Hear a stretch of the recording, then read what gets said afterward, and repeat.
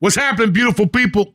Uncle Joey here with the Cato Kalin of podcasting, Lee Syatt, for another fun-filled episode of The Church of What's Happening Now, new edition. It's Tuesday, September the 2nd. The rent is due, and nobody wants to hear no excuses. You know what I'm saying? It's over. You had your cheeseburgers. You jumped up and down all weekend. Now it's reality time. And the next 4 months are the real deal Holyfield. But before we get this started, we're going to talk to you about Blue Chew. Because if you're going to get the year started, it's time to sling dick with 3 hands also. So here we go. We'll be right back. What's happening, beautiful people? Uncle Joe here. Listen to me. It's fall. The leaves are changing. And so is your fucking nutsack. We're going to resurrect that erection with Blue Chew. That's right. It's the original brand offering chewable tablets for better sex. And they're going to raise that dick back from the dead, like my wrinkled up Cuban egg roll type of dick. You'll get the erection that are harder, they last longer, and it gets the job done, Jack. You know what I'm saying? They're just laying there, just like that. The tablets taste like mint. I was just telling somebody. And you can take them at any time, day or night. I ate one for breakfast the other day. You know what I'm saying? That's how I'm rolling. Get yourself a subscription so you can be stocked up to stay up. Listen, and we got a special deal for our listeners. We love you, so we're trying to take care of you. Before Halloween comes, before Christmas, we want you to sling dick. So at least Christmas, you got a girlfriend that just sits there and goes, you know, let's do it, baby. It's too easy to get you. The first month of Blue Chew is free. That's right, I said free. Just use promo code Joey at checkout and pay $5. That's it. It's that easy. $5 for shipping. That's it. Join Blue Chew's mission to upgrade humanity one thrust at a time. We need more kids in China. Head to BlueChew.com for details and safety info. And thank you to Blue Chew for sponsoring the podcast. And Blue Chew is a great product that'll help you. If it can help me, an old geezer, it'll help you too. BlueChew.com. Ha ha ha ha ha ha. Kick this motherfucking meal, Lee.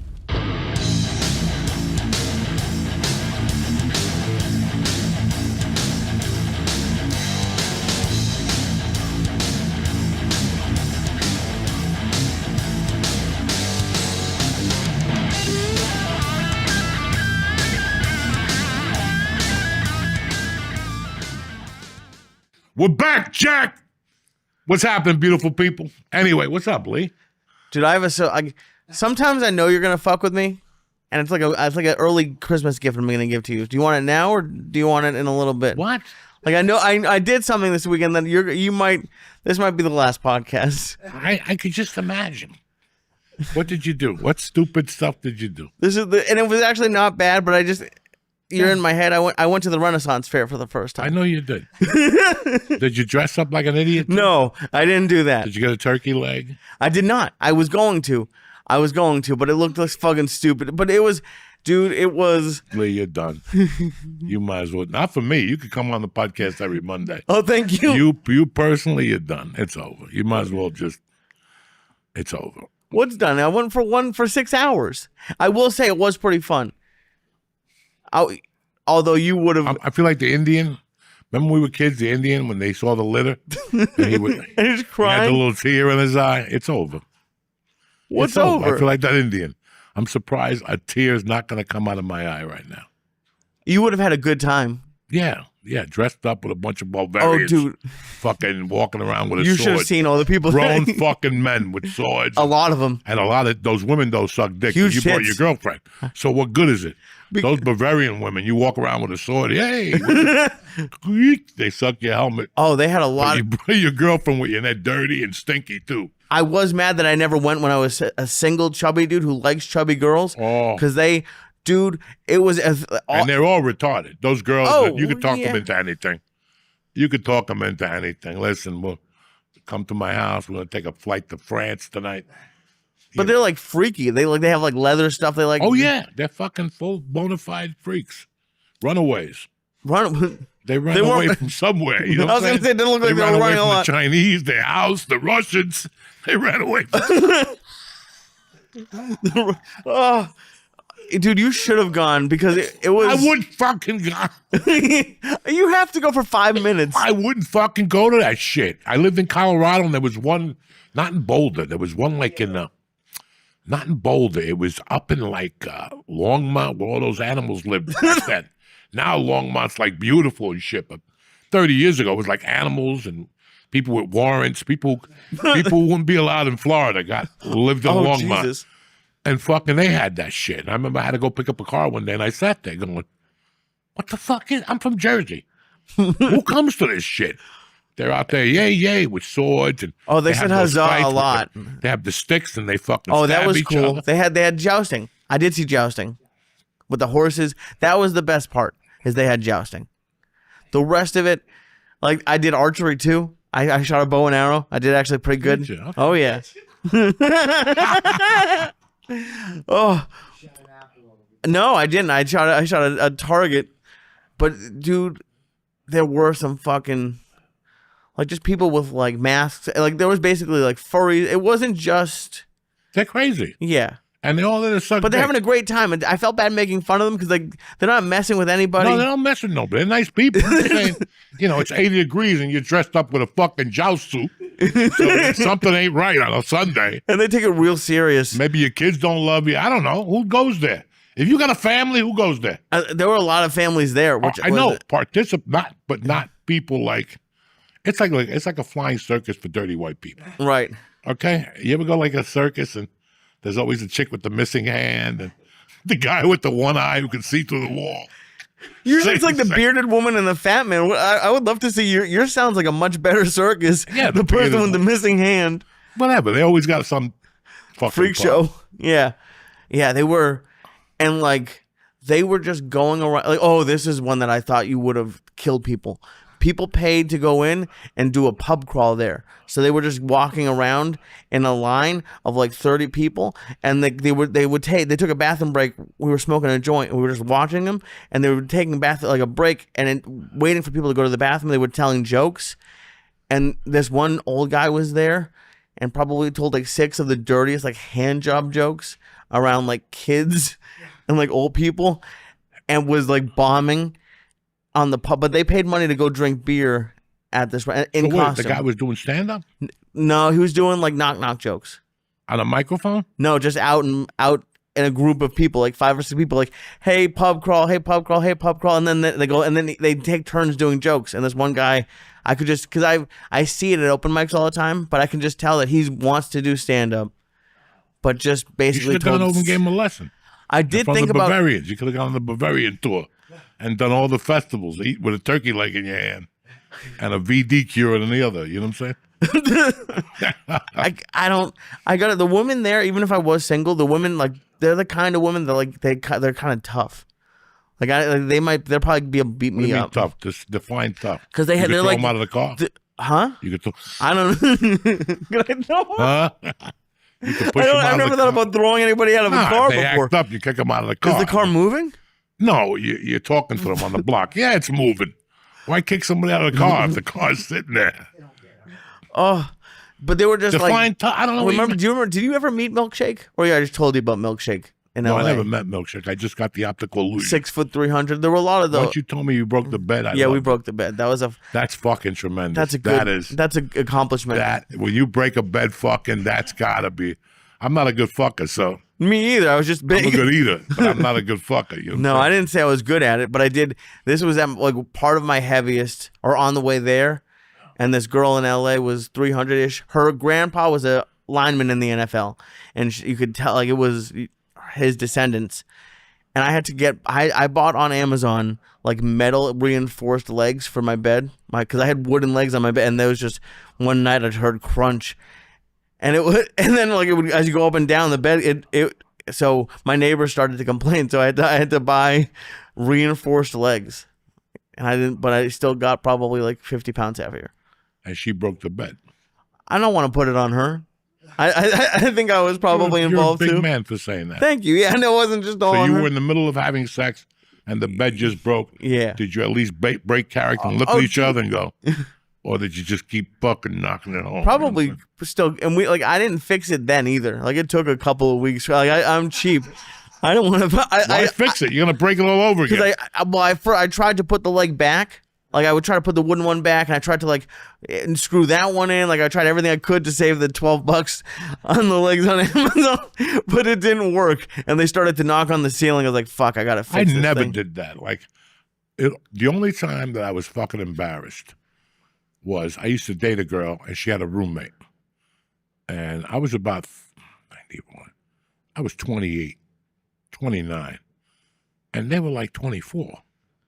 They had just graduated from Kansas. And it was all three of them had graduated from Kansas. Right. And they knew each other in Kansas. And my girl was cute, but the fucking other girl was really cute, and she was Asian. And she was a nasty bitch. And he would fuck her at night, and I'd have to cover my girlfriend's ears. I was so embarrassed. He was rocking that side of the house. Oh, damn. I couldn't rock it like that. that does suck. Like 8 times, and I just look at her like... Yeah, I come quick. I'm not one of those Charlie. I'm not. Oh no, that's rough with the roommate. House was rocking.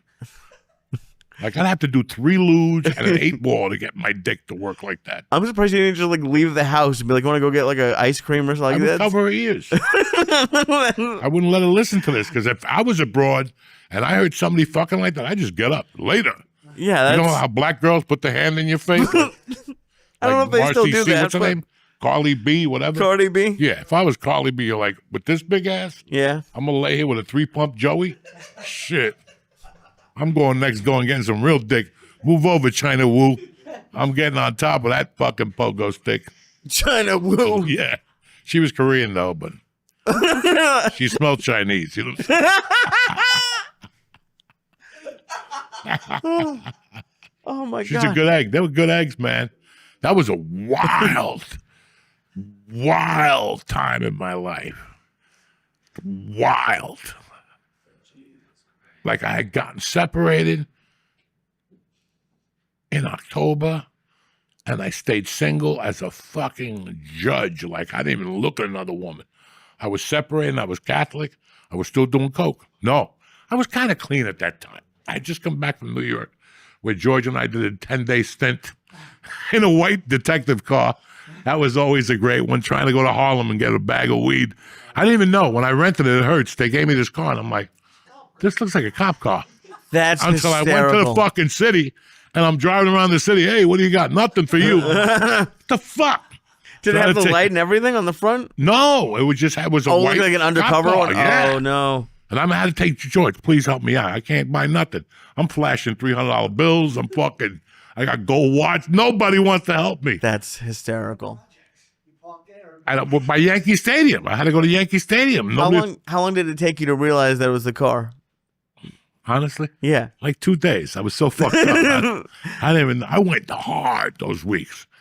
Because I remember I stayed out of North Bergen for like 6 nights. I was here for 10 days, probably September 10th, like the 20th. And I had tons of credit cards that I had never used. And my wife said, take a credit card and go have some fun. And I was like, fun? And I'm like, I only got like 3 cash. And I discovered cash advances. And they're like worse than a loan shark. But I didn't give a fuck. I was taking 100 out of there a day, buying coke in the daytime, and then taking another 100 at night, charging meals. I got back, I lasted about a month, and that's when she said she wanted to get separated. I didn't do shit for 2 months. December 18th was when she told me I'm dating. I go, you dating, motherfucker? That's all I need. That same night, I went and won a contest and got a package and started working this fucking waitress. I worked her for like 3 days before Christmas. She's like, I got a boyfriend. After breakfast, after I took her to breakfast, she said, I got a boyfriend. I'm like, what the fuck? Hotter than fuck. I went back to the club that night, and I met another girl. And we started talking, and she goes, I'm going home for Kansas. When I get back, I'll call you. And I'm like, this chick ain't going to call me. She fucking called like the 3rd of January. Nice. And it was that girl. And she went back. Her father owned the fucking hotel. Oh. He owned 4 of them. And I did comedy at the one. I'm like, I would go, and she was living at the hotel, like Zsa Zsa Gabor at the time. And her girlfriend was living at the hotel. And at first, I hadn't dated nobody in 6 years. I didn't even know how to act. But you didn't even want to like date. You wanted to hook So we up. would do comedy on Tuesdays, and her and I would, and 20 waiters. This is why I love comedy. This is the thing about comedy you love. It wasn't a comedy club, but at that time it was run by like one. Right. Just Tuesday nights. And we would all go there. We'd do comedy. We closed that bar, which closed at 12. And then we'd go out in Boulder. And we'd go to a karaoke place over by the other side of Boulder. I'll never forget going in there and listening to Michael Jackson with them. And some of them were just regular drinking. Half of us were doing coke. Like Right. the other half was doing coke already. What half for you? And I started dating this girl like January, like just taking her out to dinners. And everything was going well at the time. All the credit cards were in full effect. So I'm out every fucking night with this chick. Her family owned the Broker Inn in Boulder, but they had 4 different banks, 4 different restaurants. One of the restaurants, guys, was one of the finest ideas I ever went to in my life. It was called the Broker Woman's Bank. I don't think you can look it up. I think they sold it like 30 years ago. First of all, this restaurant, as soon as you walked in, my boys in Vegas give you French fries. Ooh, yeah. Right? STK. STK, whatever, the steakhouse. Yeah. They give you French fries. Chinese people give you the noodles to dip. Great. This place gave you a big bowl of peel and eat shrimp. What? Listen, For free? when now I don't want it. Like now I know I'm gonna shit blood and get Katrina germs, but 30 years ago, when you're dating a chick and you're trying to impress them, they show up with a fucking shrimp bowl. So any of the 4 restaurants you went to, as soon as you got there, what are you drinking? Whiskey tonic, whatever, soda. Boom! They come right back with bread and a fucking bowl of shrimp. I've never even seen that with before. Fucking floating Cocktail sauce? cocktail sauce. It was nice setup. All the restaurants were cool. Let me talk to you about the Woman's Bank. The Woman's Bank was a bank. So you ate in the fucking rooms where you take the money out in the vaults. Oh, shit. Dog, talk to me. That's so badass. it was a curtain. This is 1991 at 92. Let's take it down.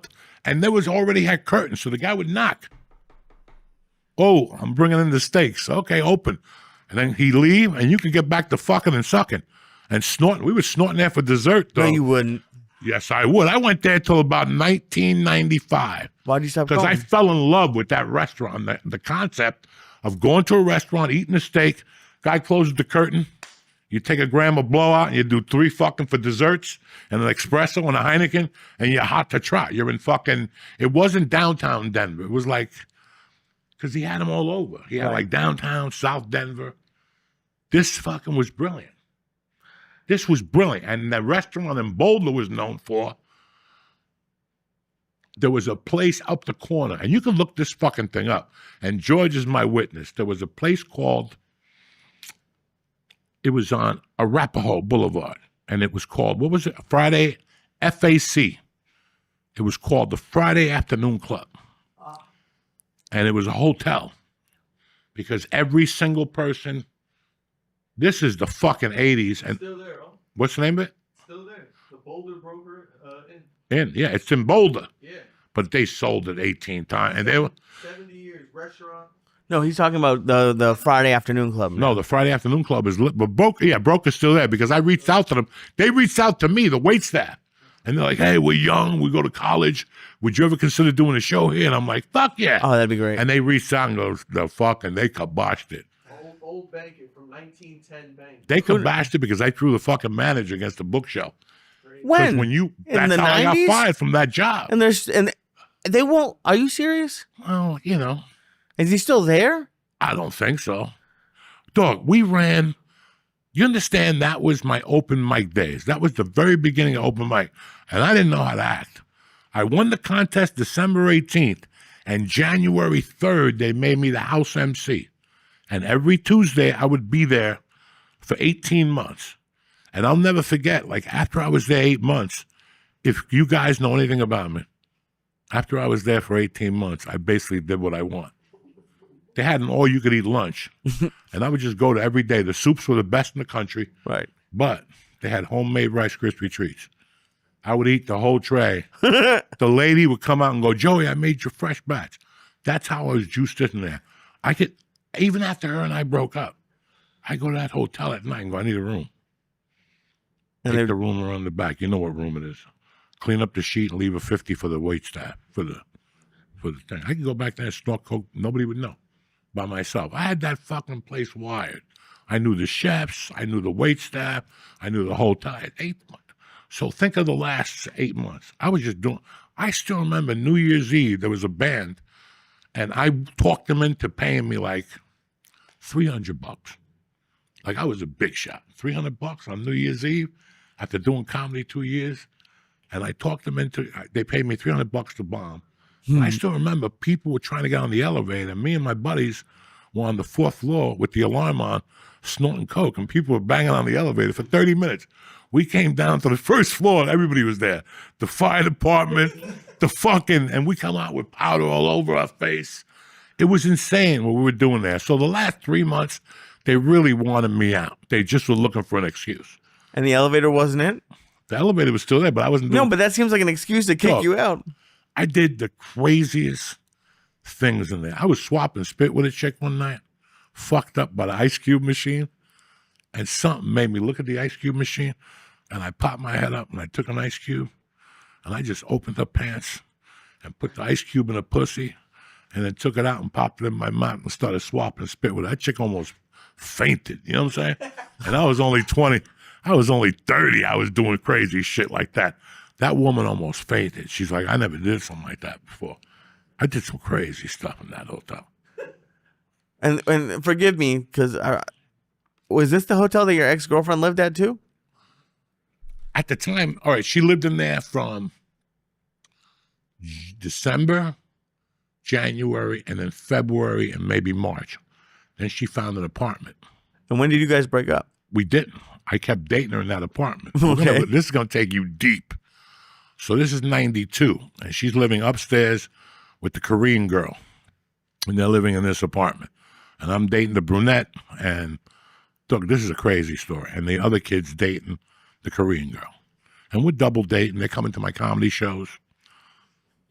And I'm falling in love with this girl. I was after my divorce. She was the only sanity I had. I was just getting yelled at every time I talked to my ex-wife. This girl, and she didn't know I did drugs, guys. And when I got too gacked up, I would just cancel on her. If I went out while she was waitressing, because her father made a waitress. Wow. Like she was no manager. Her father made a waitress.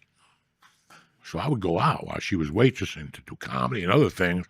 If I got too fucked up, she'd, whatever, call me at home, and I'd tell her I'm too tired.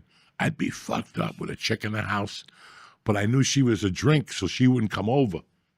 Like I lived in Arvada then, 40 minutes away from Boulder. I was living with my cousin George Coelho. All right, you guys never met. His name is Al Coelho. I grew up with him as a kid. He had a bad pill problem. I would sit in the living room. I just love. I would sit. I'm sorry. This poor guy. Let you live with him. I would sit in the living room in the daytime, at night, watching Goodfellas or something, and he'd wait for his wife to go to sleep, and then he'd look for the pills he'd hide, and he'd forget where he put them, and I'd move them around. I needed somebody else to torture. Once I didn't see George anymore, and he would come down the stairs. Nick, he would come down the stairs fucked up, and he would wait for his wife to fall asleep, and he'd come down the stairs, and his wife put little vases, like little candle things, but the candles would run out, and he would hide the pills in them, and he would come down every step and go, he had like 9 steps. Why was he hiding the pills? Because his wife was a pillhead. Oh. So they were hiding pills from each other. No. You cannot believe this shit what I got into. So my only sanity was this girl until I could finally fucking own an apartment or something. I was divorced. My wife took my fucking silverware and everything. So I think, no, I'm lying to you guys. I wasn't living with Al yet. I was still in my apartment with nothing.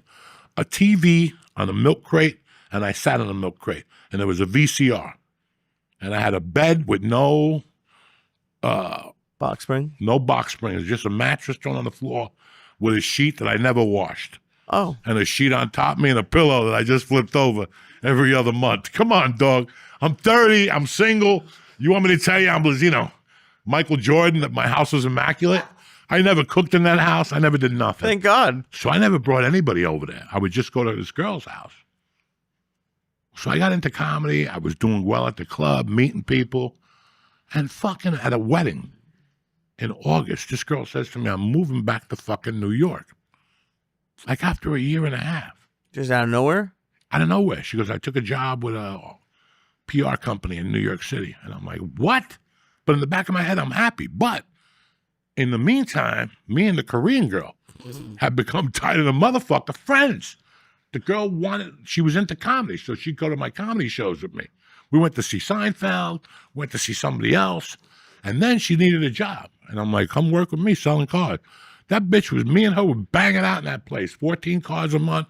She would sell 14 cars a month. So we kind of got tight. So this nice girl at this wedding tells me she's leaving like September 8th of 92. She's moving to New York. And I'm like, what the fuck am I going to do without her? But you ain't going to believe this. China Wu's boyfriend, he decides he wants to go into master's to get his master's degree, but at Washington State. And China Wu told him, I ain't going to Washington State. I don't like fucking Seattle. So I'm like, Dun dun dun dun. dun, dun, dun, dun. Joey's And here. dog, they both left in September to go back to their prospective things. And her and I stayed tight friends, like friends. And then like 2 months later, I went to do comedy with her one night. And she was Korean. When she drank, she lost her fucking mind. And to top it off, she was a fucking 12. And one night in the car, she goes, rip off my shirt. I'm like, dog, she's like, rip off every sheet of clothes on me and fuck me. And I did it. And then I go, how are you going to go into the club with me? She goes, I won't. I'm going to wait. And she put my winter jacket on and just took a nap in the Acura. And I came back out, though. It was crazy. And when I brought her home, her gay brother was living with her. And I didn't know that the brother was coming from Kansas. I'll never forget walking up with her, and her shirt was ripped. Beautiful, brand new shirt. And he looked at it, he goes, you're up to that again, aren't you? And I'm like, ooh. I thought this chick was crazy, and she had the white boy confused. But she knew I was crazy, so she took me into the deep waters of the underworld. And then she's like, I want to do this cocaine shit with you. And that was, I don't have to tell you what happened after that, though. We went on like a 3-month tear. Dog, she would pick up. It would be me and her, and we'd pick up my daughter. Like, I wouldn't bring her to see my wife. Like, that's how much I was in. The white girl was done. I didn't want to see it. I only talked to her out of like, I don't even know why I'm talking to you. You're in New York, you know. Why are you still here? Right. Because I got the Korean girl. We're doing shit that you never even dreamed of doing. The Korean girl was crazy. And she just moved into my house. It was fucking insane. With Al or your old house? Now I was living with a roommate of mine, Manny.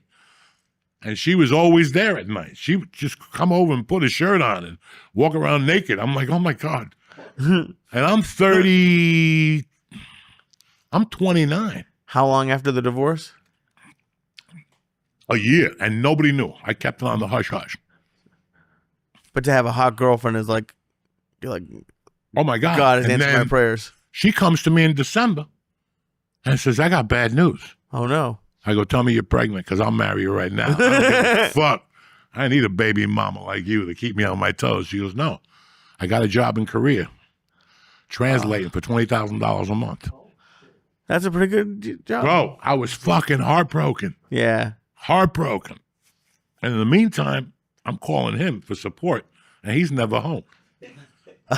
Where's George? We don't know. Fuck is George? Call tonight. I'm calling him for 4 or 5 weeks. He's never fucking home. And I left him, Grandma, tell him to call me. Okay. He And never called finally, you like, back? I called him, and his mother goes, he's fucking nuts. Come back here. Help me out with this savage. And the rest was history. Then I came back here, and I hooked up with the white girl in the city. She knows nothing. We're in love like nothing happened. And I'm having a great time because she lives in the West Village on 15th Street in a prime little apartment. Her and a girlfriend rent an apartment, $1,500 a month. I had a banger in the kitchen and a little floor on my knees. It was just little. I remember one night I was banging and a mouse went by. I'm like, oh my God, this is my type of party. Another night, do I got a story for you. I go over there. They used to do comedy on 15th Street and Broadway. She lived right next door to Susan Sarandon. Susan Sarandon and the actor lived right next door. And it was Manhattan Honda was on the corner, and down the corner was 15th Street, and it was Goodfellas Pizza. And there was a bar across the street that did comedy. So I would go to her house, eat pizza, and then we'd go do comedy. It was buck wild. One night, I decided to take my friends from North Bergen over there. You know the one. God damn it. The one that make you feel all right. You know what I'm saying? I take him over there. That dude. I take him over there. He's gacked, drinking Heinekens. I'm like, look at my boy and shit. And next thing you know, he's making out with a girl. She had a thing, you know when girls put the thing on their head and they have long hair? He came out of the backstage wearing it and gave 0 fucks. Politician in our hometown. That's how fucked that. And he's like, this place is fun. And I'll never forget that there was a hot black chick. This is 1990. This is 1993. And there's a black dude. And he's working this chick. And the girl kept saying, I'm telling you, I'm a comedian. I want to be single. And he'd be like, what's your man got to do with me? And he kept saying it to her. Like, listen, I mean, he was. And what would she say? Like, she's like, God damn it. I can't get away from these guys because we love you, sister. What's your man got to do with me? And then she finally said, I got a man. I'm engaged. What's your man got to do with me? And he kept saying that crazy thing to say. And I think he got to go get pizza with him and shit. But that was the best night. I just remembered that. But in this whole scheme of things, this girl's in Korea. Oh, Jesus Christ. And now I'm in love with the white girl. I'm living in Cliffside. I'm taking the bus over there. I'll never forget I was broke. That's why I robbed the chick with the barbecue, because I was going over there to take her out. So everything was getting along. I would go over there once a week, take her to get pizza. We'd do comedy. Maybe 2 nights a week I'd give her a stabbing because she had a roommate and I didn't have a place to take her. Do you know I get a call one day? Things are going great. I'm driving a limo. I'm doing spots in the city. At least I got a little income, guys. I'm snorting coke. I'm having the time of my life. I get a call from the Korean girl. Oh, I just want to let you know, I'll be in New York on Tuesday. And I'm staying with Julie. And I'm like, oh, shit. And in my coked out 30-year-old mind, I'm thinking, threesome in this motherfucker. Okay. So And Julie's the white girl. Julie's the white girl. Okay. The other girl's the Korean girl. So I called my friend Stinky, because he's good looking. And I go, you're coming with me to the city. And Stinky was one of those dudes that he was so good looking at the time. He didn't get, he didn't even pay attention. I'll never forget. The Korean girl goes, I go, what do you girls want to do? And the Korean girl, we're driving. Stinky's driving. Well, on Broadway, me and him just picked up like 2 8-balls. They don't know it. The girls don't know it. We picked up the coke first, then we picked them up. And we're driving, and the girl goes, I go, what do you girls want to do? And the one Asian girl goes, how about we buy a beer with a brown bag and stand on the corner? And Glenn Conti looks at it and he goes, how about I pull over and throw you out? And he goes, I ain't standing on no corner. He was like, no, I don't want them in the car. And now she wants to stand in the corner with a fucking, brown bag, like to be cool. That's not going to happen. If you want, I'll pull over. You can stand in the corner all night if you want. So we went to a couple clubs. It didn't click. You could feel there was something in the air. Did both girls think they were on a date with you at this time? Mm-hmm. I was with the white girl. Okay. And I brought Glenn to talk to the Chinese girl, the Korean girl. So the night ends great. We drop them off. I make plans with the white girl to come into the city. I meet her at CVS building. She worked right by CVS with a fountain, whatever. Because one time I brought her roses and the alarm system went off. I went through the back door and the alarm system went off. I had to run down the stairs. Dog, please. We do this thing. I hook up with the white girl. We go out for a date. I go, where's the Korean? She goes, she's with her somewhere in Brooklyn with her family. She's leaving Sunday. I'm like, all right. So now I'm trying to get a hold of the Korean to see if I could dig into that again. And I get a hold of the Korean, but dog, she ain't budging. I'm like, why don't you come over? I'll take you to Rudy's, whatever. Okay. I go over, I take the girl out, and I'm trying to work this Asian chick. Sunday night, I call the white chick and I go, did the Korean leave? And she goes, yeah. She went back to Korea. Or she's going to Kansas to see her family and she's going to Korea. She was adopted.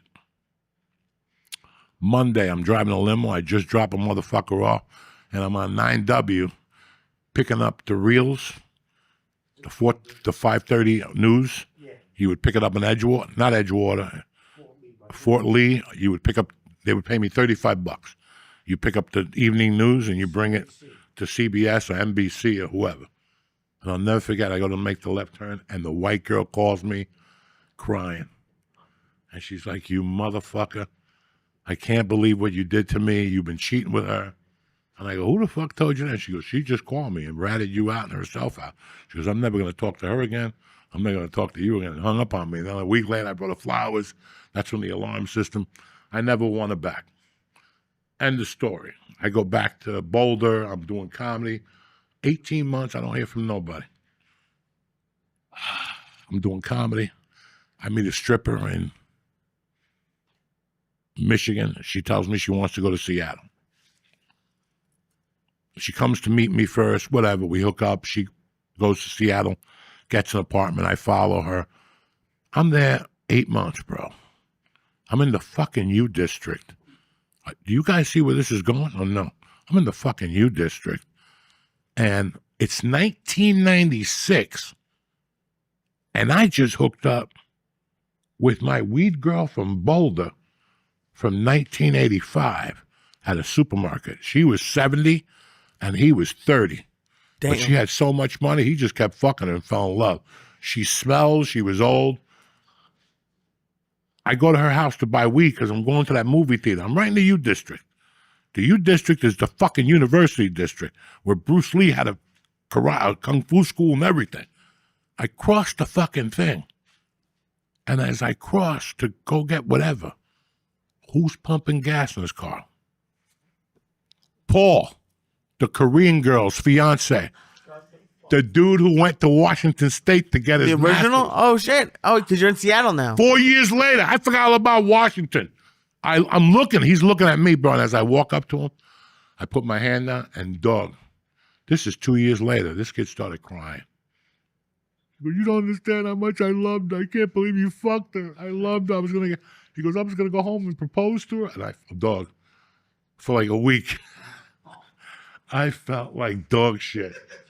Well, wait, I thought they were broken up. They weren't broken up No, either? they just, they left it open, and if they saw each other, they were in love. But she waited like guys, like a week. That motherfucker wasn't even, he didn't even get an apartment, and I was already having relations with her. That is pretty quick. But that's crazy. How crazy is that? And I hugged him.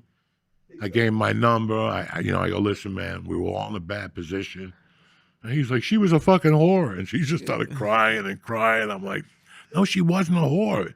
You left, Julie left, you put us in a fucking bad position. I tried that hand. He kept crying. People tend to do that. No, I felt really fucking bad. I know. That's not what I intended to do. I didn't think they were going to get back together. She was crazy. She was hot, smart, filthy smart, and fucking crazy. Like, I would pick my daughter up and then have to pick her up. And, dog, if my daughter fell asleep, she'd say, what are we doing? And I go, we're in a fucking car. Like, are you fucking crazy with my kid in the back? Like, that's how out there she was. Yeah, I mean, you messed up, but it's also if she was gonna do that with somebody, it's not like it was like only you. Listen, we all have a probably little saved Asian him. persuasion. I never thought anything of myself to even get myself in that position. But between the drugs and the fucking missing the white girl and all that shit, that's what happens. I'm not copping. I'm not, I was wrong. Dude, but going through a breakup is tough. Looking at it now, yeah, I fucked up big time. Yeah. And I can't find that girl today. Which one? The Korean one reached out to me in 2000. Here's the funny thing. You ready, ladies and gentlemen? The Korean reached out to me when The Longest Yard came out on Latino.com, LatinoComedians.com. There was a private messaging. Yeah, it was Gabriel Iglesias and the kid Jimmy from El Paso's website. And she left me a message going, ready? How you doing? Congratulations. I always knew this is what you wanted. Please don't email me back. Nothing disgusting. Because, we were crazy. When we spoke, it was crazy shit. And she goes, I share this email with my husband. She goes, I married a Cuban guy and I live in North Bergen, New Jersey. And my kids go to Robert Fulton. And I've always wanted to ask Rago's ex-wife, what happened to them? This is 2005. It's 20 years ago. The girls are gone. The girls got to be in college. They just graduated college. Oh, that's crazy. And you never responded like nicely? Like I could not respond because she emailed me through a website, Right. which didn't really give me her email. got it. She thought I had her email. And every time I come back, I was like, maybe I go to Robert Fulton and find out where she's at to say hello to her kids. She married a Cuban dude. And the lives in kids are North Cuban and Bergen. Korean. That's wild. She has a Yeah, type. they're probably your age, Nick. 91. So, nah. Because this is 2005. So, yeah, Reverend Robert Fulton. That's crazy, guys. So let me tell you about my fucking weekend, just so you motherfuckers know. I love you guys, and I love people. But there's a line in Goodfellas that I heard when I first went to see that movie, and my head blew up, because that's exactly who I am.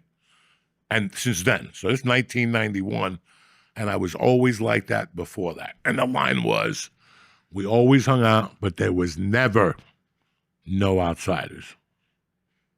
Never no outsiders. People do what the fuck they want to do. When I was 20, I'd tell you to send your cousin home and you go home with him. I was one of those guys.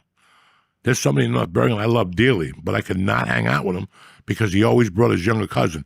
What we were involved in, I didn't want that kid to see. You know what I'm saying? Like, if the cops come, he's going to talk. Okay? I would say it like differently, like I wanted to protect the kid, but I knew they're from a different generation. We're 18, living like gangsters, and he would bring the 16-year-old kid, and the kid, and he doesn't do coke, and then the kid behind his back, come on, give me a bump. Don't bring him around no more. Okay? There was a fucking reason. So then all this comedy shit happens, and you have to do things. And last fucking November, I started trying to just get out of my house. I just want to get out of the house, man. I just want to be a normal person and be able to go to a bar or a restaurant and people don't come up to you and fucking, what size is Joe Rogan's foot? I don't fucking know, So by January, I knew it was a waste of time. People have no manners. They don't give a fuck if you're on mushrooms. They don't give a fuck if they're on coke. They'll continue to give you a beating. So I said, I'm just going to smoke pot and go to my original plan. And from time to time, I do my thing. I play bocce. I go to the gym. I go to jiu-jitsu. And I'm pretty fucking cool in those places. So it's fucking Labor Day, right? What is it this weekend? I get invited to a couple barbecues. I know the people on Saturday. I go to their house. Cool as shit. Great barbecue. Kids. My daughter's in the pool. Blah, blah, blah. They had, oh my God. They had a caterer from Staten Island. The fucking sausage and peppers were out of this fucking world. The dog out of this world. Anyway, Sunday I get invited to another barbecue. And I love the guy. I just went to dinner with him last week. And he goes, I go, who's going to be there? This guy, that guy, this guy. I know these people. And he goes, a couple of my friends. I go, all right. You know what? At least as I have cover, I'll be okay. And the party was great. I had a great time, guys. The food was great. Pizza was shitty. The food was great. The company was great. I saw people I hadn't seen before. The kids got huge. Like, these are the kids that she first played softball with. So it's about 8 o'clock last night. I made some brownies this weekend that was so fucking good. It was 5-year-old. It was 4-year-old weed mixed in different levels. In fact, when I went into them, you could see the different colors. It was like going into the earth. Clay, cement, Indian ink, it was all that shit. Like the stuff when you put nugs in a jar and then you take it out. Yeah. I'm excited to do something like that. I was pissed because there was a couple nugs. And I'm like, God damn it. I'm not going to take these nugs now. Forget it. But I had 2 joints left, and I gave them to a friend of mine. I gave one to a friend of mine, and she called me back. She goes, that is the best. This joint had to be 2 or 3 years old. And she's like, that's the best joint I ever smoked. I couldn't stop giggling. Me and my girls laughed for 2 hours. I go, I got one more left. You want? And she called back. She goes, you ever get more? I go, that's the last one. But I remember I had that 10. So my wife had that, not the fucking Betty Crocker one, but the other one, the Guadalajara. What is it? No, not, I just said, not Giardelli. And I go, buy some walnuts. Ooh. You know me, I don't give a fuck. You're allergic. You're going to go down any way you put it. I'm either going to get you with one or with the other, you know, so it don't matter. So I don't give a fuck if you're allergic. yeah, I don't give a fuck. I'm not going to listen to that nonsense. If you're allergic, deal with it, okay?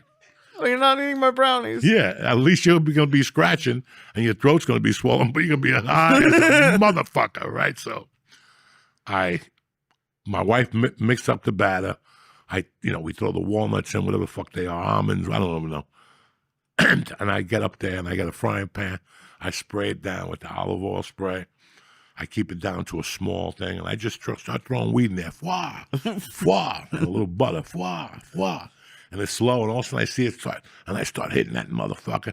And right from there, I'm tipping it right into the batter, and she's over there stirring it, and I'm throwing more on. Fwa, like an Italian pizza maker when he throws the fwa, fwa. He throws the powder on it, and I'm cooking this motherfucker. Butter, olive oil, flames are coming everywhere. I'm like fucking the Cuban chef, right? And all of a sudden, I looked at the tub.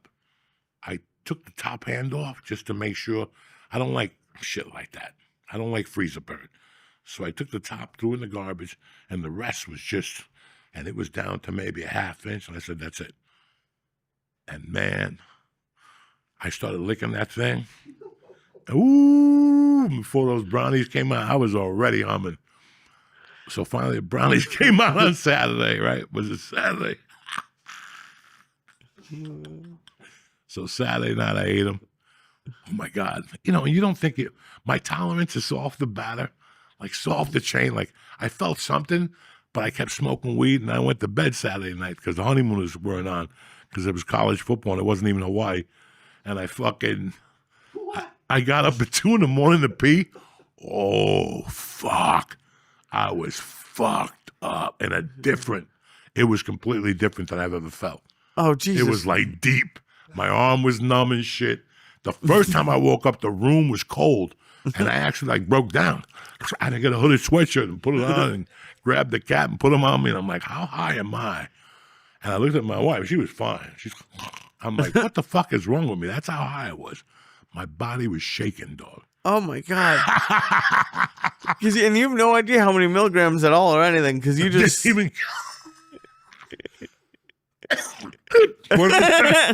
Wasn't even worried about it. Wasn't even flogging my mind. I didn't give a fuck. I wanted an edible to take me down for a few days. What? So Sunday, What are you... I told the barbecue people that I had made these edibles, and there's 2 lunatics there. There's a woman and a guy. The guy's like, bring me a little piece. Well, I gave him a nice piece. And the chick, as soon as I walked in, it was the corner. She picked it up, George, and just started taking bites out of it. And I'm like, oh, this bitch is going to die. I got to take this away from her. And I gave a piece of mushroom. So she was 3/4 in, and then he ate a little piece, and I took another big bite. And that was the end of that. I gave him the rest to put in the cabinet. I have not heard from him yet today.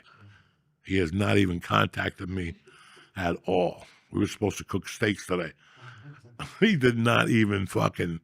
He's in no shape for cooking. I spoke to the lady, and she said that she got home, and thank God she was in bed because she didn't feel her legs, that she had water by her, and, just hilarious.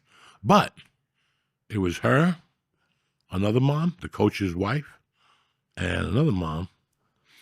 And we're sitting there talking about, when do you get in trouble? You get in trouble as a kid when you come home at 3 and your parents aren't home till 5, and you start searching through shit. And you find stupid shit that belongs to your parents. You find your mom's vibrator, but you don't know what it is. You think it's her back massager or whatever. So, that's the first thing you find. And 5 out of 10 motherfuckers sniff it. They don't even know. You start using it as a vibe. They put that little mom's vibrator in their nose and give it a whiff. See, you're older. For us, it was the period bag, the thing that hung behind the douche bag, and they put the nozzle in their pussy and they squoze the hot bottle. It was really a hot water bottle with a contraption to wash your monkey. Oh. Any woman, any house I went to as a kid, Right. I always sniffed it if they was hanging there. Oh, I didn't care if it was your grandmother, Did your you know mother, what it your was? sister. You knew what? Like you knew. Oh yeah, after I found out that everybody had one and women stuck it up their pussy, I wanted to sniff. I would sniff your bras first. Like if you ever go to a woman's house and she hangs her bras behind the bathroom door. Why are you going into these places? Because I want to see if they. You're just creeping around their house. Like usually, like to put the bras like in their personal bathrooms. It's like my godmother, my friend, my mom's even friend. weird. I go over there and I gotta pee it. And I run right to the bathroom to see if the lady left the bra. I'd be sniffing the bra snap. And I wouldn't jerk off her. I was too young. I would get like a little dizzy and all excited.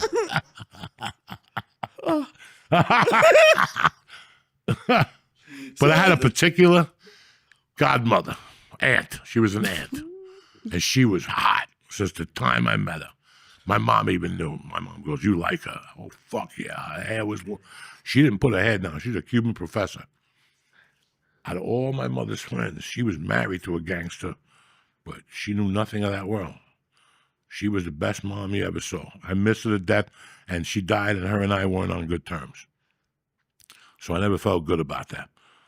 But, bro, when I was a kid, like you saw her as a mom, but one night she did something at my house, and I saw her putting her hair up. Dog, I went into like my whole body was hard. And I remember telling my mom, she's like, "You like women with long hair?" I'm like, "Did you see her fucking hair?" Like when she was bundling it up, I was like fucking. So I always liked her. So anytime I went to her house, I always sniffed her bra for a couple of years. And then like a year later, I found out what that tube was for. And I would sniff that motherfucker like I was one of those hounds looking for Rambo. And you weren't even jerking off. You were just sniffing it. I was just sniffing it like when you sniff like a. You ever got a chocolate eclair from the Good Humor Bar? Sure. And you want to sniff it to make sure you pay 35 cents. You don't want another. You don't want a fucking artificial. You don't want a fugazi, right? You want the real deal, so you sniff it. Right, of course. Who doesn't? You sniff a lot of shit, dude. I You don't have know. to. What are you talking about? Are you sniffing ice cream hold on. bars? Is that what you're saying? And they're coming for you. No, they're coming for you. Why me? You're talking about sniffing tube. Dude, the worst word you used was nozzle. The what? You called it a nozzle that you were sniffing. Oh. It's skinny up on top. Listen how it is. It's skinny up on top. And then it goes out so they can put it in their monkey. Right. It shrinks, but the end has like 19 tubes, so water comes out into all the part of the monkey. I would sniff each individual tube one by one. I would get the toothpick and clean it out. You ever do that? You clean it out with a toothpick and sniff the other side. You get like a condensed pubic hair. Where would you That get toothpicks puts- I don't from? know. You brought toothpicks from No, I home? get it from fucking Chicken Delight. When they come over, they fucking give you toothpicks. I don't fucking know, Lee. Holy shit. How But is anyway. it? Did you ever get caught? No, nobody ever knew. I forgot for years until I was like 16 and I did it again. And I'm like, oh. No, dog. I can't even say this. I dated a girl that her monkey was so good when she'd take a shower, I get her underwear, sniff, and bang one out when she was in the shower and come in the panties. That's how sick I am. I'm a sick dog, you know what I'm saying? Anyway, back to the Anyway. Christian minute. Anyway. So, Holy shit. guys, and I try to, tell you, I'm a good egg dog, and I try a lot of fucking things. But sometimes you get high and you get comfortable, and then something happens, and you're like, you know what, man? This is why I don't go out. So last night I'm talking to these moms, and we're talking about 3 to 5. What happens to kids from 3 to 5? They snoop, how we all snooped. And I look at this guy at the table, and he's got his phone looking at me. And the mom that I'm sitting next to is a teacher. And she's cool, but she's skinny but tough. And that mom is not the mom you want to mingle with. Why not? Because she's crazy, and she'll tell you, and she's beautiful, but she'll tell you where to go. I've seen her do it. So I'm looking at this dude, and finally, the mom goes, "Hey, what are you doing?" And I go, "Are you taping me?" And they go, "Jesus, oh Jesus." He's hammered, the guy. But I know the guy. Like, I don't know him great, but I know I've seen him around. Oh, really? It was Yeah. oh, Jesus. And and this lady went off. This lady's like, "I'm a teacher. We were over here talking about kid. What the fuck are you taping me for?" And then this lady's like, "You better fucking delete that motherfucker." It went like that. It got like that at fucking 8:30 at night. I'm on fucking, I love that the women were like angrier than they you. fucking made him erase it. The guy's like, "Okay." And then the guy took him like 3 minutes to get up. He got up, he went, and he was so embarrassed. He packed his kids, and he went out first. His wife had to go looking for him. Then he sent his wife in. I wasn't angry, guys.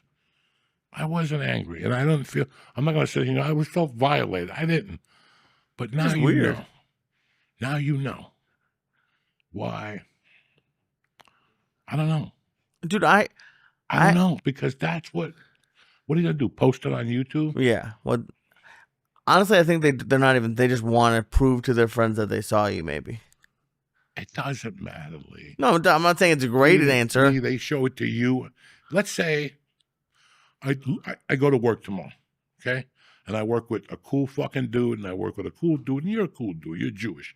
Thank you. But I'm over there talking about, no, but I'm not saying a funny thing. He's just Jewish. I am. But you're a different type of Jew. Not you with me in our relationship. Right. The dude at work who's a fucking boss. Right. And all of a sudden he plays, and you're like, "Oh, I like him." But also I go, fucking the Jews in Jersey, they're the ones that killed Jesus. What if you're one of those Jews that gets offended? Which, I don't know if you know the Jews from Jersey, the ones like by Short Hills. Oh, God. I'm not calling nobody out here, but they're a little different. There's Bergen County has some Jewish areas. They're a little different. And they're cool, but they'll get offended, is what I'm trying to say. I don't need that in my life. You follow what I'm saying to you? Right. I don't need this guy going to his temple on Saturday and said, "My friend taped Joey Diaz at a barbecue saying anti-Semitic fucking jokes." Do you understand me? Because in our world, we fuck around like that. I met a Panamanian today. We talked about Chinese food in Panama. He says it's the best. Szechuan. Oh, He shit. said the sounds good. Szechuan is hands down. It's as authentic as can be. Anyway, I'm sorry. What were you saying? You were saying something. No, I was talking about the fucking dude with the tape recorder. That's what I was saying. That's wild. And that, you don't, you feel pretty comfortable, like, around, like, you've never had an issue with If around you your invite house. me to your house, I'm comfortable. Right. Don't come to me late and go, "That dude was a reporter from the New York Times." Mm-hmm. Like, by the way, that girl is the reporter from the New York Times, and you were talking about Epstein and the list and trying to be funny. Well, why did you even have her here? Right. Like, so when you invite me to your home, it's because we cool. It's because if I want to take a joint out and spark it, if there's children there, I would never do something like that. And if there's children next door, I wouldn't do it. But you know what I'm saying. Dude, I had someone do it once, and he's a comic that I know, but he was just audio recording, like, a group of comics talking. I was like, "Can you not?" And he was like, "Oh, I just sometimes," and I don't know what it's about, to be honest. And today, listen, 10 years ago, we sell the tapes. 10 years ago, this is Lunch with Uncle Joey. You get $10 on fucking iTunes. We go to Rudy's, we talk shit, we go to Chinese. "Hey, Chino, where's the spare ribs?" But guess what? You do that today, you don't know who's going to get offended. Right. So that $10 you're making minus the 82% that goes to iTunes, right? What goes to iTunes? You got to check from iTunes. It's fucking, rabbit eyes, right? It's fucking whatever rabbit is. So is it worth it? That's what I'm trying to say to you. Like, Right. we could do it ourselves. If we want to tape our conversations, there's no more brilliant conversations than us at dinner time. When we go to the Greek restaurant and you get the fucking cheese with the Greek hair on top of it, whatever the fuck you got. I like feta cheese. But, No, but has anyone ever tried to do it with Mercy? what do you mean? Like, have they started, like you might have been angrier if it was like you and Mercy together, or it was just Mercy. Like, has anyone like tried to take pictures with Mercy in public? No. I've seen like people trying to take pictures of me and Mercy at a restaurant or something. What do you want me to do? I don't want you to do anything, but As long as they don't come over, what are you going to do? Post it on Reddit that I'm having lunch with my daughter? You're actually cool. I would get upset. No one, like, I'm not. If he approaches me Right. and starts talking stupidity, yeah, I'm going to get upset like any other parent would. You're with your child. This doesn't mean, I would never go up to fucking Doug Jeter when he's with his kids. I don't even know if he's got kids. But, I wouldn't go up to Derek Jeter if he's eating with his two daughters and say what? Derek, 1994, I was there.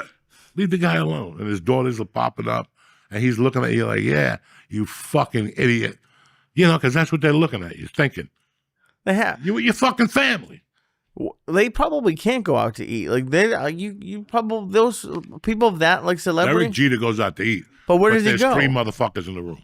Oh, they just take the whole There's restaurant. a guy sitting on the table next to him with a woman. There's a guy over there, and there's a guy over there, and the restaurant's on high alert. Because if I'm eating at your restaurant, that means you got to kind of protect me. Right. It's the same thing. I need to know my clientele. I need to know that George doesn't work for TMZ. Right. I know that Lee Syatt's coming in that night. So I'm going to double cover the table. First, I'm not going to let a lot of people know about specials. I'm going to keep that Tuesday low. But then you have situations where, hey, we went to a Knick game. We're hungry. I can't clear the house then. No. Right. I don't know who's in there now at 10:30 at night. It could be, and I come in with 8 guys. And it definitely happens. Because all you need is, you don't need to be doing coke. But one of your friends doing coke, and that's it. I'm not ruined. I'm not ruined because people know I'm not doing coke. But think about that. Like, your friends are what do people say? The people you hang with or your whatever. You are who you hang out with. So these are things you have to clear also. Right. Dude, people are getting weird. I actually, you know me, in the 15 years we've been together, I don't really get into like physical or like yelling altercations with anybody. I got into it with someone at a dispensary this weekend, and I pulled into a dispensary, and these 2 guys, not cops, but were like parked how cops park if they want to just chat. And I just got in and I just tapped on my horn because I couldn't get around them.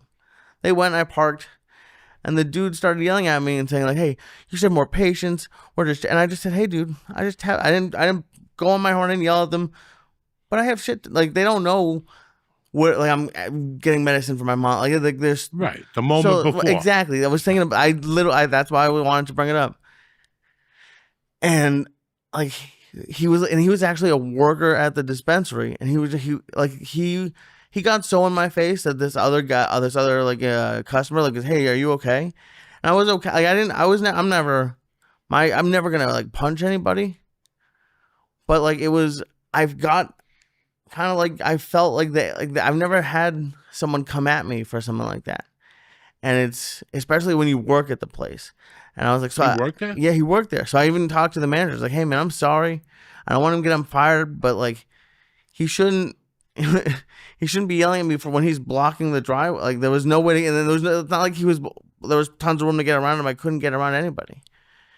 And like, they felt bad. They gave me a bunch of money off. It's a good dispensary, but it was like, I just like think what we're talking about, like what's going on with people, and I think just like there's more on edge or something. Or I'm having a conversation with George, so fuck Lee behind me, right, and fuck the day he's having. Right. As soon as I pull up, I got about 10 seconds grace period. Okay. As soon as I pull up to you and you're talking to me, going, "Yeah, I just meet you at the studio." Yeah. If you stop, you get batteries. That's it. There's no other conversation. Right. Once and there's people who acknowledge you and will keep talking. And what are you going to do? Those are the same people that when you bang them with the car, they're going to dial 911. Right. Oh, of course. And now you got 2 against 1. We only here for a second. And he came yelling, and now you look like a fucking idiot. Now you got to get an attorney, a private investigator to get the cameras from all the businesses before they do. Right. And even like just there was tons of parking spaces. They were just blocking the entire entrance. This is welcome to the fucking city. Welcome to Bergen Line Avenue. Well, I don't know what Jersey City and what Hoboken is like and what the rest of the other counties are like, but this is it. People would just pull over. How about the people who just pull over? Dog, I've had people cut me off and stop for a yellow cold. Like, not even like give it a try. Like, just pull over and stop. And you're like, dog, you're lucky I'm not that guy, because you would have gone through the windshield. Oh, absolutely. I would have killed you. I would have killed you. And I have, you cannot, but dog, you got to drive with higher relevance now. Like, you got to know what's around you. The days of 800 milligrams and going for a drive, because you don't know where they're going to come out of. Dude, I did do something a little childish, and I wanted to do more. But as I was leaving the dispensary, behind the entrance, they had like 6 parking cones, like big ones, like as tall as me. So I looked around and it wasn't there. And I took one, I put it behind his car. It would have taken him 3 seconds to to put it back. But I wanted to take them all, like surround his car with him. But I was like, I'll get caught doing that. But one cone, I just wanted to for 1 second piss him off that it was me. But it was I've never, you know me, dude. I don't get in fights with anybody. No, it's a different world out there. And once you leave the house, you got to be prepared for anything. People pull over, they cut you off, they just stop. They will stop there. We go to eat dinner every once in a while, and we double park. And it's okay, But think of those people that get in the car and you're not around. Oh, yeah. And they got to wait. And their fucking uncle just died. He got hit by a car in Paramus crossing the street. I mean, it's the same shit. Oh. So, you know what I'm saying? Like, here we are again. I'm not saying that we're bad people for doing it, but we're all hypocrites. We're all hypocrites. Remember Laurel Canyon going north, and people would just try to scoop around at the end, and some people would just sit there and get pissed off, and you'll do it, but then sometimes you'll just I gotta go, and when it's you doing it, it's okay. But when it's everyone else, they're fucking assholes. I would do it all the time. Oh, yeah. I don't think you ever stopped. I never stopped. You just went on the right until the very end. Oh. And that's what we're fucking hypocrites. But I don't listen. One thing I'll never forget. Lee, tell me the day we were going somewhere, and a cop. There was traffic on a Monday. Oh, remember? Were you going to the doctor? Traffic. Yeah. No, we were going somewhere at 8 a.m. Yeah, I think on a Monday fucking morning. You and I were going somewhere in Burbank, and it's bumper to bumper traffic. Like, are you fucking kidding me? And we get to the thing. It's a cop, and the guy couldn't park this way. He parked like this to be an asshole. So now cars had to go around. This is California. They're scared. No, you go. No, you go. No, you go. No, you go. No, you go. No, you go. Fucking Hugo is never coming back. And they fucking sat there. And by the time we get there, I go, I wonder what's going on, Lee. And it's a homeless guy puking, and 2 cops shaking him down. Like, this is Monday at 7:45. This is your job.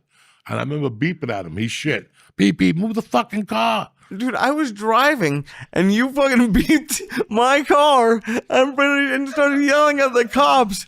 You cocksuckers. And I'm like 25 tops. You can't be this fucking stupid. You're here to protect and serve. How are you protecting and serving right now? If you come after me, I'm going to take a picture of your car and show the lieutenant. It's Monday at 7:40, Lou. Look at this fucking car. Yeah, I'm going to go right in there. Lou, where's the Lou over here? That's how they call him on other TV shows. Where's Lou? Lou, let me talk to you. It's Lieutenant Grable. Lou, let me talk to you, okay? Cut this shit, because I'll call over your head, too. I'll get the fucking Puerto Rican Republic of Safety, and me and him start habloing. You won't be looking too fucking good, okay? And don't let me mention Joe Rogan podcast and shit. I got fired up. I'm sorry. I got all. Anyway, I'm fired up because something's happened. Listen, I don't know if you guys know. This is my time of the year. My dick gets hard right now. That's it. It's over. The stupid shit is over. Think about it. That's it. You jumped around all year. Yeah, I'm going to get that tooth fixed. Well, guess what? It's September, motherfucker. It's scary for some people.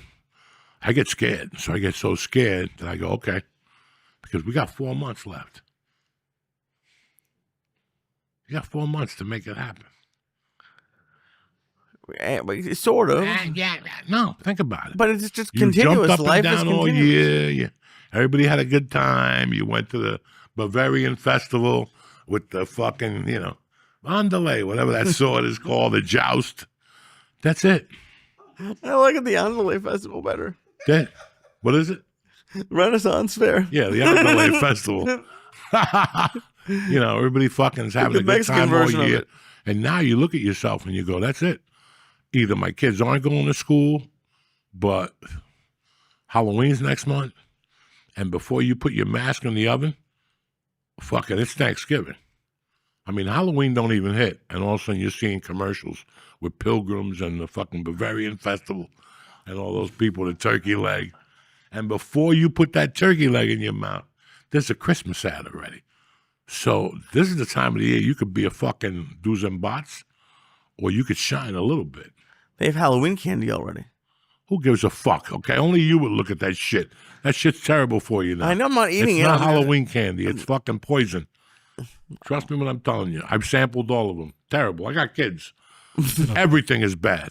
Everything. What do you mean it's bad? They haven't. Everything is bad. They have destroyed everything. They make a sugar-free licorice that I was really into until my eyeball almost came out. And I started regular heartbeats and shit. All that shit. It's just, even chocolate. Like, I love Almond Joy like a motherfucker. You understand me? You go to CVS to get a prescription. Right. You always got that double pack Almond Joy. It's a goner. That's your bar? No, I like the caramel clusters too. Those are good. And they come in a 4-pack too. They Shit. Yeah, CVS gives you diabetes. They care nothing about you. Dude. Sell me a single, like, remember the single peanut butter? Right. For years, they had a double, but you could always buy a single if you were a fat fuck and you wanted just to make peace with yourself. They don't have that no more for the fat fuck. They don't even give you that. Now they sell you 4. 4 cups? 4 cups. That's great. No, it's not great, Lee. You're trying to fucking live without shooting yourself in the stomach every day with a needle. That's what you're trying to do. I don't eat candy. That's when I'm getting no. It's That's when I'm Pinocchio getting bad. time. That's when I'm getting bad. I swear to God, I don't go to like CVS and buy shit anymore. Okay, no. But on the way home from the dojo, we stopped at the pharmacy and we split the 2-pack of the new Oreo Reese's, the Reese's cup with an Oreo in it. Dude, it was so good. That's what I'm talking about. What are you, 10? What do you mean? You love both of those things. But I wouldn't put them together. Yes, because, you would. No, I would not, Lee. Stop. Why? I just told you what I do. Because that's what you're doing. You're the type of guy that goes into a pizza place and there's a slice of cheese, or there's a slice of cheese with ziti and a lizard eye and chicken, and you'll get that. Something that you wouldn't even eat separately. I've seen you. I've been around you 15 fucking I would years. eat Reese's cups and Oreos separately. No, Lee, you don't need that shit. I don't need it. That's why we split it. Anyway, stupid. Let me tell you what's going on in 2 days. You know Okay. what's going on? I don't know. That's what I'm talking about. But he knows about Reese's and fucking what is Oreos. it? Oreos. Wait till you get mugged. Jesus Christ. When it You're happens. gonna think about those Oreos. You should have had an apple or a protein We bar. did have it. Or a fucking protein milkshake. I had one Reese's cup. One Reese's cup. No, you didn't. You just talked about packs of 4s. You split a 2-pack. Yeah. Yeah. That's 1. So 2 divided by 2 is 4. No. I know you. 2 and 2, there's 4. So divide What are that. you talking about? 4. Anyway, listen, I don't want to argue about you. All of a sudden you get all Jewish on me. What are you talking about 4? It comes in a fucking 4-pack and you split it with your wife. That's 2 apiece where I come from. They only have 2 packs of those, but go ahead. I want to hear Anyway. about this. What's happening in 2 days? So this week is something big, though. This time of the year, because it all comes true. It's fucking football season, Lee.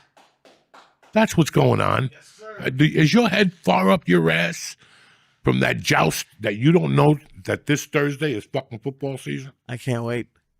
I do know, but I don't. Listen, I don't have a favorite team. I don't want to hear your sorrows. All right? I don't want to hear about fucking New England and Tommy Porkchop. Whatever his name. He's never going to play. Oh, yeah, okay? he's never going to Leave play. him alone. He's so If he bad. plays, things are going He's bad. going to make a big difference. Leave me alone, George. Oh, dude, I'm so excited for Tommy football. Cutlets. Tommy Cutlets. Tommy Cutlets. He knows his whole career. I get him on the podcast. Listen, I don't want no Tommy Cutlets on the podcast, right? He's going to show up with the agent looking like a Halloween costume. Leave me the fuck alone, okay? I can just see that idiot negotiating with the New England Patriots right now. And they're like, guy, come here. We'll give you 30 grand. Get rid of him. Like, we'll pay him off. Like, we're a professional organization. Okay, I don't know what the Giants, they're eating ring dings down there in Jersey, in Autismville. Oh, Jesus. Fucking talking to you. But this is the New England Patriot organization. I don't know who you work for with your slimy black suit that you rented from And the where hat. black people rent their suits and shit for weddings and funerals. Right or wrong? And didn't he have like a whole... He shows up to a nationally televised game on a Monday to MetLife Stadium looking like a fucking hologram of a fucking retard dressed in a hologram. Black with a white hat on or whatever he had. Come on, bro. Give me a fucking break. Like, this couldn't be that more embarrassing than what it is. And the poor bastard, the kid was bartending in Jersey City or Hoboken 2 weeks before that. God bless him. It's a Rocky story. But if you're going to go on a Rocky, go on with Mick, not with Dick, okay? If you're going to go on to, like, Rocky, open up your eyes and go, you know what? Let me call fucking Pacquiao's people or something. Let me call Montana. Let me call Aaron Rodgers and see if he can help me. He shows up with his uncle's friend from the dock. And that's what these idiots do. They go, yeah, but he knows people. He don't know nothing. He's been on the dock. He's on the bottom rink over there on the dock. He's your manager now. He rents a suit. And that's what it is. And it's a shame that nobody took Tommy Cutlets and said, listen, man, this is the NFL. You can't show up with that fucking moron. We got to go big here. So what? You're not getting that much money, but at least it's, what did Jackie Gleason, what was his big quote? You could be broke, but as long as you have your shoes are shine and you look the part and you go in there, you just, he said something beautiful. And that's what it is. You're making a presentation. Why would you, and then, all right, you want to show up with him until you get somebody? I get it. But then show up on Monday Night Football with him? Yeah, the people in Newark are jumping up and down. That's my boy. He bought that suit from me. He eats pizza here. He likes the eggplant here. You know what I'm saying? God bless. But that's not the guy you want to talk to the NFL with. That's the guy you go like to a school play. You know what I'm saying? That's the guy like you go to like to sign autographs at a pizza place because that's what he was doing. You're in the NFL quarter. You think Joe Montana ever signed autographs at a pizza place? You think this is fucking funny? It ain't funny. This is what happens when you move to the state. They're crazy. I worked 30 years of my life to go to some pizza place at American Mall and sign stuff. Are you fucking retarded with some guy with a suit on? Hey, quesadilla. Give me a fucking break. Anyway, I got all fired up on that. Jesus Christ. Yeah. I remember when I moved here, I was like, I'm thinking about firing my agency. And I'm going to meet with a guy. And I met with that guy. And I let the time dictate. Just to let you guys know. I let life dictate. I'm not going to drop no names. The guy had a couple guys he was handling. So I said, where would you like to go? I thought the guy would say Vito's in the Lower East Side or Ponte Vecchio's in Brooklyn or some fucking Italian name. What's your joint? The place where you get the sandwiches? Casaldo's. Cuomo's. Yeah, I went to, no, the other place. We get the chicken franchise. Cavazos. I thought the guy would drop a name like that. He dropped like IHOP. For your like big business and meeting? I bumped him to a diner. Oh, nice. To not a good diner. I just said, I'll meet you at the diner. Do you know this motherfucker showed up with a Yankee ham? What? What's the shit you cut and put on eggs? Cream cheese? Where? In Jewville? This is Jersey. Who shows up with a fucking thing of cream cheese? Taylor? No, the other one. Pork roll. He showed up with a pork roll. Who's the best pork roll? A gift for you. And I'm like, you just lost me. I'm about to put an envelope in your pocket, and you show up with a pork roll at a diner down the block from my house. We're going places. You go in your own fucking, you know what I'm saying? The presentation, the whole thing. Right. That's the whole thing at that level. And it's crazy. Like, you knew immediately that it was not going to happen. Immediately, as soon as he showed up with the pork roll. There's no reason to talk. I got that and gave it to a friend up the corner. But think about, you know what I'm saying? Like, guys, remember a couple weeks ago, 8 weeks ago on the podcast, I said that you become a professional when you become a professional. You decide. It's your decision. When you look around one day and go, what the fuck is going on in my life? There was a booker I always depended on. Remember him, George, in the city? Always depended on this guy. Loved him. I trusted him. And every time was a story. The job started Wednesday through Sunday, and it was this amount of money. By the time I flew in on the plane, Lee, constantly. Now it was Friday one show and Saturday one show, and they were going to send me a check in the mail. I didn't want to mention his fucking name. Jesus Christ. So one day I made a decision. I'm not talking to that guy anymore. And everything changed. He called me for like a year. Once a year, he still calls me and texts me. I have a gig for you. I don't even, because I had to get out of that. And you had to say no to him if I wanted another. It's the same shit. You got to close one door before you open up another one. It's the same shit. It's tough to do because you're going to miss that. But at the end of the year, what was he really paying me? Right. What was he paying me? Every time I came here, it was a story. My money for the plane ticket. There was always a problem with the hotel. They're going to only pay half. And then you find out they gave him everything. Right. He stole it right from you. And what are you going to do? Go down there and throw him out a window? You knew better. You fucking knew better. And this is what you get for being a gavone. Because in your mind, you're playing in the city, but you're really not. You're playing in Newkirk, New Jersey, in penguin weather.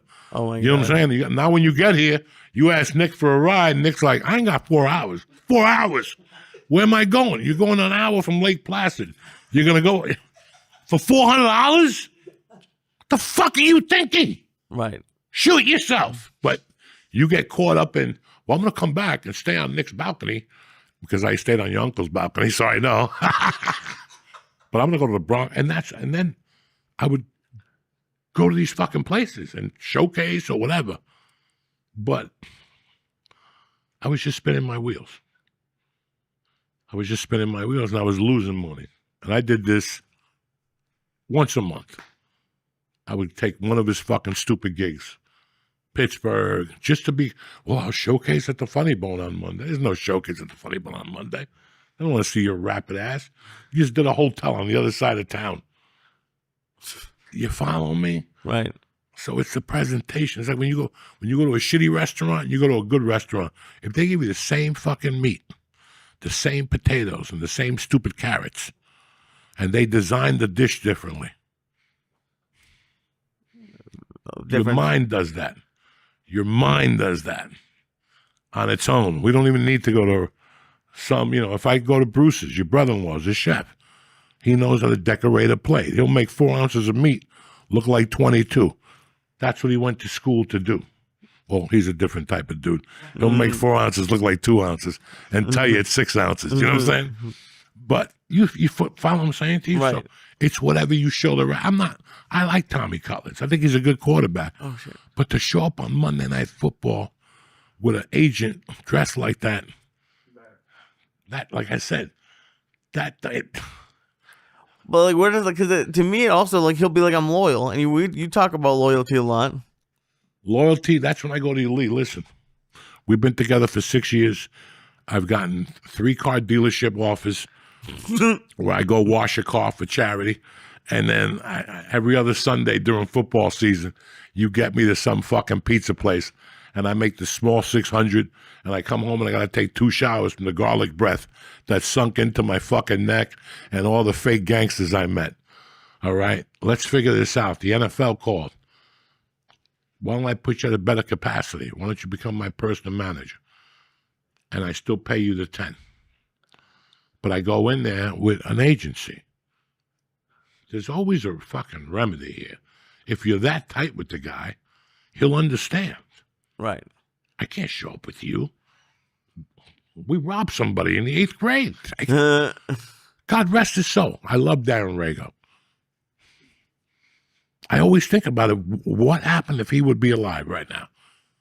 Because I would have called him to L.A. After the fucking mishap in Colorado, when he didn't help me kidnap Bella, I wasn't going to ever let that happen again. I wanted him around all the time in case I had sudden urge to throw somebody out a window. And that dude, as long as I gave him coke and some sniffing glue, he, that's my dog. We were dogs together. So I can't imagine me getting a longest yard and flying Rago out to throw, because he would have thrown everybody on that set off the wall. He would have fought everybody, hand-to-hand combat. Fuck your mother, I'll come back with a roast beef sandwich. That type of shit. But anyway, we got to take a quick breather here and talk to you about DraftKings. I've been with them. I've been working with them for 5 years, but I've been with them for how long? Maybe 7 years. I've been a customer of theirs. I love everything they do. Every morning listen, in the morning I get up, I get coffee. I sit and look at the fucking trees. I thank God for giving me another day. And as soon as I get down there, I open up my notebook and I go right on DraftKings, because every morning I risk getting anywhere from $1 to $2 in bonus bets to $300 in casino credits, because they have a thing that you just spin the wheel, and every morning you wake up to good news. It's like going to Kohl's. Every time you go there, they give you a coupon to go. You know what I'm saying? So I love DraftKings for that. They take care of me. They're loyal. Anyway, let DraftKings do new customers. We got an offer for you. Hit it. Hey, it's fall. It's game on, kids. Pro Football Week 1 starts right now, and every touchdown gets you closer to a payout with DraftKings Sportsbook, an official sports betting partner of the NFL. Listen, it's time to stop just watching the game and start betting on it. If you're a new customer, this one's for you. You ready? Bet $5. That's it, just $5. And DraftKings is going to give you $300 in bonus bets instantly, just like that. Plus, grab $200 off NFL Sunday Ticket from YouTube and YouTube TV. Your season starts now. Download the DraftKings Sportsbook app and press in code Joey. That's code Joey to get $300 in bonus bets instantly when you place your first bet of $5 or more, plus $200 off NFL Sunday Ticket. And that's a deal to have, guys. From YouTube and YouTube TV in partnership with DraftKings. Well, that's where the party starts, and that's where the crown is yours. DraftKings. Download it right now, and let's get this party started, Jack. Yeah. Gambling problem? Call 1-800-GAMBLER. In New York, call 877-8-HOPE-NY or text HOPE-NY 467-369. In Connecticut, help is available for problem gambling. Call 888-789-7777 or visit ccpg.org. Please play responsibly. On behalf of Boot Hill Casino and Resort in Kansas, fees may apply in Illinois. 21 and over. Age and eligibility varies by jurisdiction. Void in Ontario. Bonus bets expire 7 days after issuance. See sportsbook.draftkings.com/promos. NFL Sunday Ticket offer for new subscribers only and auto renews until canceled. Digital games and commercial use excluded. Restrictions apply. Additional NFL Sunday Ticket terms at youtube.com/go/NFL Sunday Ticket/terms. Limited time offer. We're back, Jack. So don't forget, if you're a new customer, give DraftKings a shot. If you're an old customer and you went somewhere else, it's time to go back home to Papa. Uncle Joey's there. Lee's there. We have a good time. And starting, we don't know yet. We'll just let you know. Excuse me. See, I didn't burp in my own mouth. You know what I'm saying? I burped on the microphone. The executive producer's getting a whiff of this right now. But we're going to let you know. We're going to start doing Monday Night Football through Twitter. We're going to do it on Joey's YouTube and his Twitter account. Yeah. We'd like to do it. We love everyone on YouTube. YouTube is first, but, they're going to dump us once they see smoke or a missing leg. So we're getting prepared for that. We always have, it's like you got to have backup insurance nowadays. You ever go to the doctor and like your wife's insurance don't work no more. You got to use yours. And you're like, what the hell? I don't know about backup insurance, but it's your ex. It's at Mad Flavor on X. So we'll start that on Monday night. Prizes, raffles, all coming to you from DraftKings, the king, where the crown is yours. All right, enough with that. Back to you, cocksucker. I was going to go to Austin, but I moved the date back because I want to be here for Passover, whatever comes in September. A lot of shit in my world in September. I think this week there's something. The night we're in, maybe it's next month, the 6th and the 8th. The 24th of September, big Cuban holiday, especially for me. Not for a lot of you fucking peasants. And then you have the other holiday. What's the Jew holiday in September? It's 2 days. 2 days. We have Rosh Hashanah and Yom Kippur. There you go. So after all that goes down, just in case Barishnikov over there starts lighting firecrackers. Right. Netanyahu, I don't want to be in Austin. And then I go to Austin the last week of fucking September, walk the streets, get a little barbecue, get a couple shots from Ways to Well, and try to get healthy. That's it. That's my schedule. We got Florida this week. Really excited. And then we're going to We have Virginia No. and Maryland. We're going to the casino in Maryland. Right. Then we're going back to Philadelphia. Back to my tickets are on sale for that. And then we go to December 6th. We go to Virginia, Caesar's Palace in Virginia.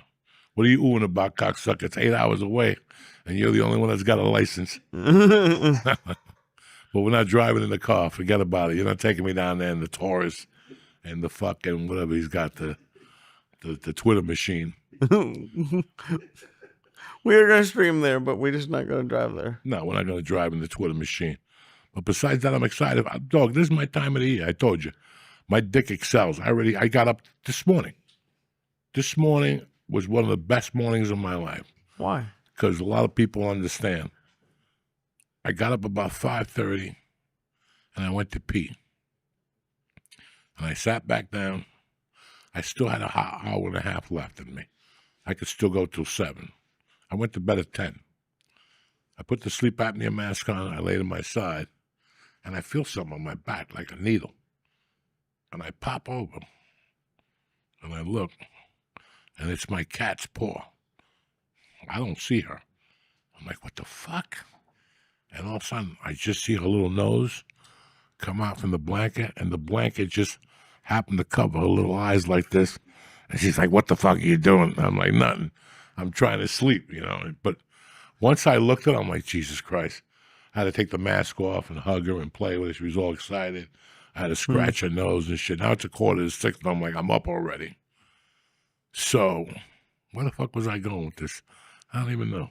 Oh, I got up, I had some coffee, sat outside. It was a bit on the chill side, but the sun was coming out.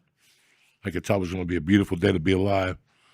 And I just went downstairs and started writing, like what I wanted from now till December. That's it. It's the final quarter. We got to get serious. We got to wrap up the sleeves.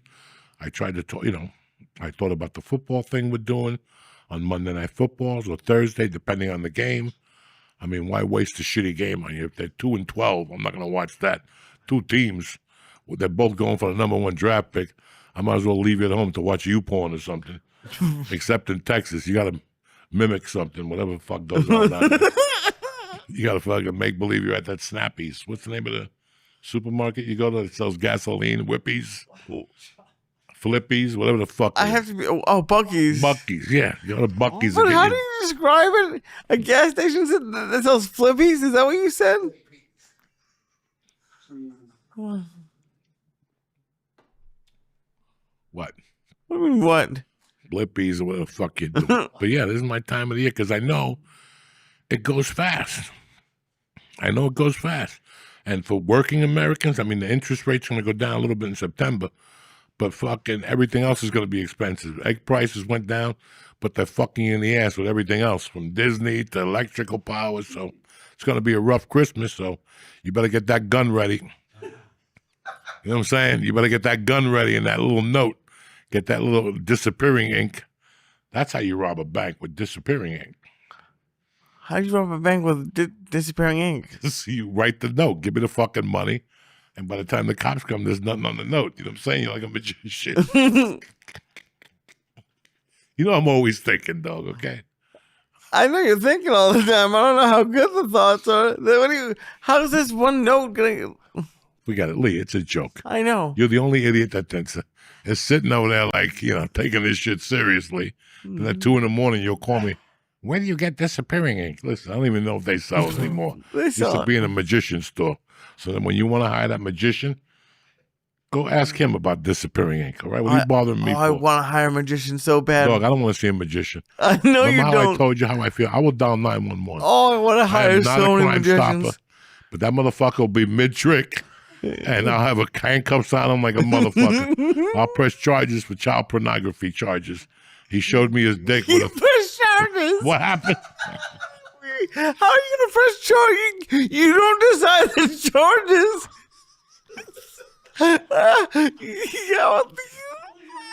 do you have Please, handcuffs? English. What do you mean? Why are you English? talking to me in Yiddish? English.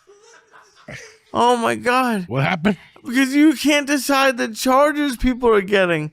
You don't get to go up to the cops and like, well, I'm charging them with child pornography. What? I'm charging him myself. He had I watched Law and cards. Order. I know what the charges are. He came in here and showed me a picture of a kid with a rain jacket on. I need that shit.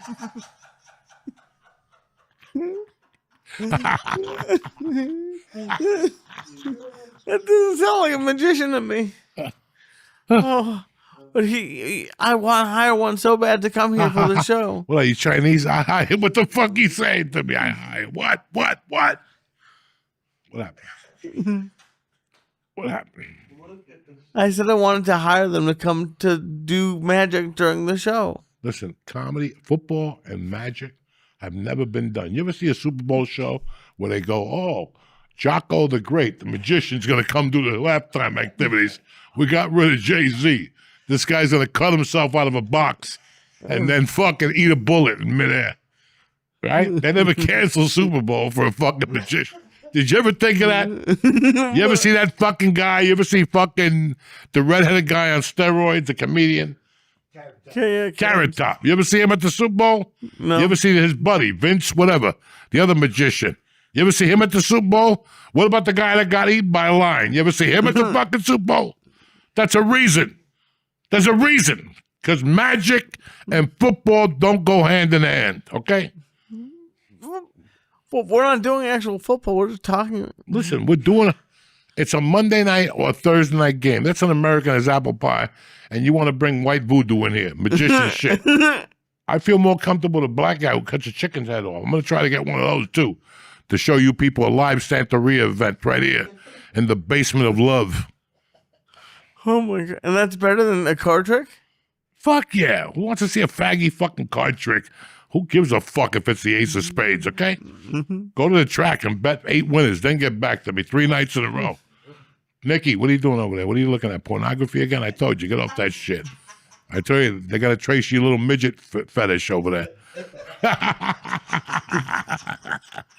Get your shit together. What, Lee? What, Lee? The shape of his shit. I give him a couple fucking hot dogs. Look what happens to him. There's no edibles here, FBI. What does the hot dogs have to do with anything? Because that's what's going on. I give you a couple hot dogs laced with angel dust and look at the shape of you. Spell on the Renaissance fair. Fucking Renaissance fair, Lee. You're really starting to lose it. You really just... You You're can taking it to get the a next crown. I'd rather you go to a ghetto and say an ethnic slur and run away. I'd rather you do something like that. I don't think that's going to go well for me. Yeah, something that has value. What do you mean that has value? What you do is this: that practice sounds the like an attack. skateboard first, and get good on the skateboard. And after 6 months, go to a Chinese neighborhood and yell ethnic fucking things, spare ribs and shit, and let them chase you. That's better than going to some fucking fair and making believe you're some pirate. Whatever the fuck is wrong with you? I never And said I was a fairies and pirate. Whatever. What's next? They're gonna fuck you in the ass at one of those things. I can't wait till you come back all depressed, like a 16-year-old Catholic girl after the dance. You come back all depressed and shit with that one eye closed. What am I gonna do with you? A fucking Renaissance fair in this fucking chair. You can't get comfortable. The microphone's broken. I sip in like fucking Tom Brady. Anyway, folks, we're gonna have a great fucking September. What are you laughing about? I feel it in my balls. You know what I'm saying? I just feel good. I just feel really good again. I was thinking about mental health the other day. How when I came here 5 years ago, I had a little mental health issue. I mean, listen, I'm always fucked up. And the edibles and the mushrooms and the fucking hot dogs don't help it. But I work on it, and I write, and I try to. I was in therapy for a while, and I learned how to talk it out, and I learned little fucking things, and I feel like I think it got in the middle of my comedy for a while. It really did, because I remember being on stage, and still I feel it. There's some nights I can't get through. I just can't get through, and it's the same material, tuned up or whatever. But I felt better after the last Bucket Show. We're doing another Bucket Show the 18th of September at the Dojo of Comedy. Tickets should be on sale in 2 days, whatever. It's a great show, very creative. You know, I'm hearing from different comedians. Like, people are taping it. Now I'm going to tape my next thing. I have it. Because shit happens, you know? Shit happens up there. So that's what I needed, guys. I had so much shit going on in the hospital, doctors, stitches in my ear. Now I got to go back to the doctor for my ear. It's bleeding again. My wife found... I asked my wife, I go, take a look at what's going on back there. And I heard her go, holy shit. And I go, what? And she goes, let me get a tweezer. And dog, she pulled out a fucking stitch, a metal stitch, because this shit was hurting. The thing finally went down. The other day, the top of my ear was on fire. I'm like, what the fuck is this? And it would sting and shit. And my wife goes, not only do you have a piece of metal in there, there's a fucking whitehead deep in there. It was a fucking dog. This whole year, this is 14 months. I must have done something bad to somebody. They put the Malouk on me. And it's okay. I'll take it like a man. I did a lot of bad things. I deserve a lot of things. Yeah, I'm not going to sit here and go, why does this happen to me? No.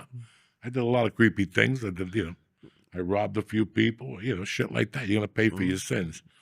But I feel better now. I feel a little bit more free now.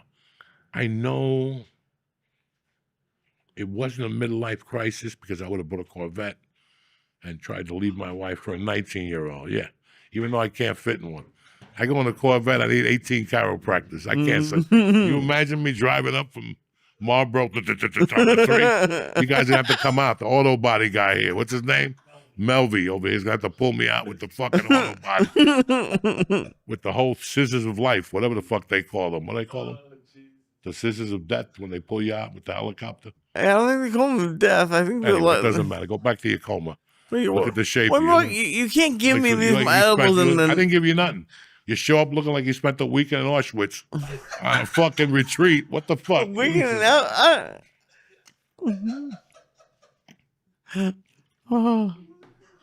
know how to respond to all fucked up with no suntan. That's a weekend in Auschwitz. You want to go hang out with pale people. I am pale. No, but that's the reason why. You should have hung out with black people up in the Bronx and jumped around and played sword. That's what you do next weekend. Bring a sword up to one of the black neighborhoods. What, Bedford style, one of those. Go up there and say Biggie sucks and just swat your sword down the street and see how long you last. And where am I going to get a sword? Look at you. Huh? Where should I get the sword? At the pawn shop. A pawn shop? Yeah, go in there, bring your computer, bring that fucking keyboard. Took you 8 hours to start the show. I got here at 3 in the afternoon. You over there electrocuting yourself and shit, cocksucker. It never ends here at the Church of What's Happening Now, the new edition. What do you got cooking in the map the next couple of weeks? What do you got? This week coming up on Thursday, I'm opening for Josh Wolf in Newtown, Connecticut. And on September... Buy tickets now. And then on September 20th... No, don't worry about December 20th. You're living for Thursday night. Get on there. Where's the show at? It's Jesus Christ. Look. It's in Newtown, Yes, Connecticut. I can't take Edmond Town Hall. Edmond Town Hall. Where is it? In Newtown, Connecticut. Newtown, Connecticut. What's the link? How much are the tickets? What's next door to eat? What's down the corner? They can park their car. These are all the things you gotta have. Actually, I did look at. When you come see me Saturday in fucking Florida, park the car in the garage. Give it to a Cuban guy. You're good. You know what I'm saying? Mi gente. Tell him Uncle Joey sent you. $5, you walk in, get a cocktail at the bar. There's a couple restaurants. They're fucking tremendous. There's a Chinese place down there I'm looking for. We're going to be at the steakhouse either Friday or Saturday night. I'll tell you whatever you want to hear for Saturday night because we're on the fucking express. You know what I'm saying? What happened? ¿Qué pasó? Where'd they go? What happened? We're in Teterboro. Anyway, tickets are on sale for Philadelphia Parks Casino for the night before Thanksgiving. We also have December 6th at Caesars Casino. And then I think the Pantheon. That's it, man. The Pantheon. November 8th. MGM Grand where? In Maryland. See? And these clowns will all be with me, slinging dick and giving out fucking autographs, okay? Yep. Lee, what are you going to say? What do we got again Thursday night? Start from scratch. On Thursday night, I'm with Josh Wolf. Compose yourself. I'm composed. Don't look at me. Look at the fucking camera. Okay? Are you ready? Go. On Thursday night, I'm opening for Josh Wolf at Edmontown Hall in Newtown, Connecticut, 8 p.m. September 26th, I'm headlining. Where? September 26th. Oh, that's right. Okay. Yeah.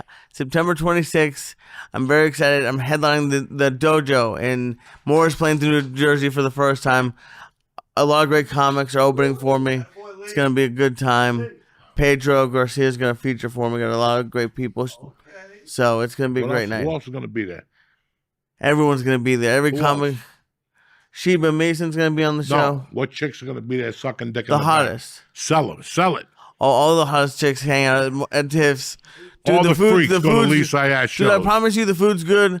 I've been Bon working Jovi really will be hard. there. Bruce Springsteen will be there. I get fucked up one night. Tony Soprano. Everybody will be there. You know what I'm saying? It's fucking awesome. The sheriff will be there.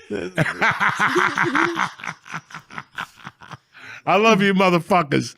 Where's the date? September 26th. September 26th. Well, yeah, I'm fucking. Yeah. At the dojo and shit in Morristown, Morris New Plains. Jersey, man. So headlining and shit. Very There he goes. excited. He goes from Morris Plains to fucking Harvard Plains in fucking Iowa next week. From that, after that, that's his career. He goes from Morris Plains to fucking the Plains in Montana. That's a nice resort out there. You need to get the horse to get up there. So I love you, brother. I'm proud of you. Thanks, buddy. Stay black. Have a great week. Get this fucking train going because it ain't stopping till the 31st. And that's it. Let's get this party ended. Have a great week. Bam! Boom! Bam!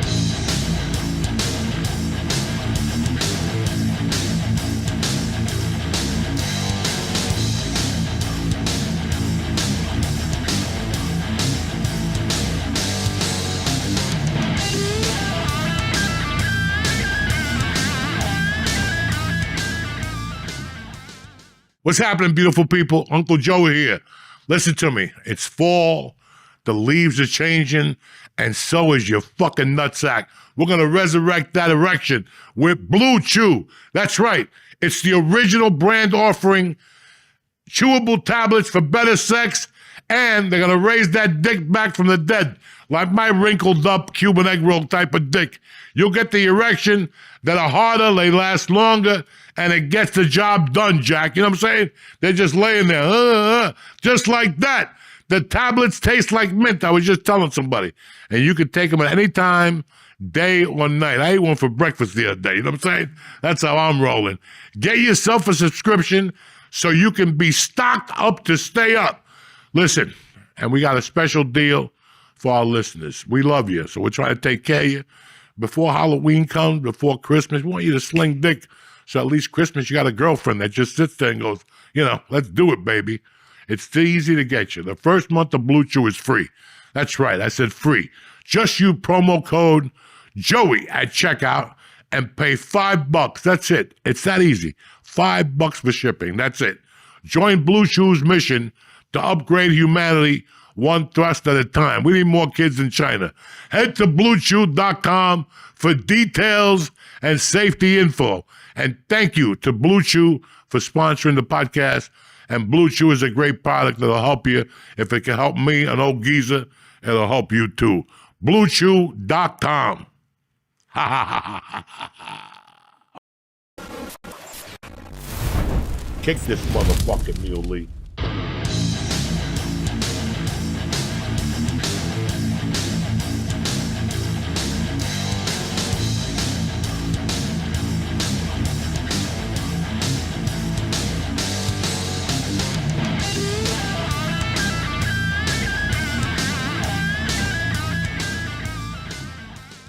What's happening, beautiful people? Uncle Joey and his trusted savage, Mr. Lee Boom Boom Sayat, the director from Israel. It's another new episode of the Church of What's Happening Now.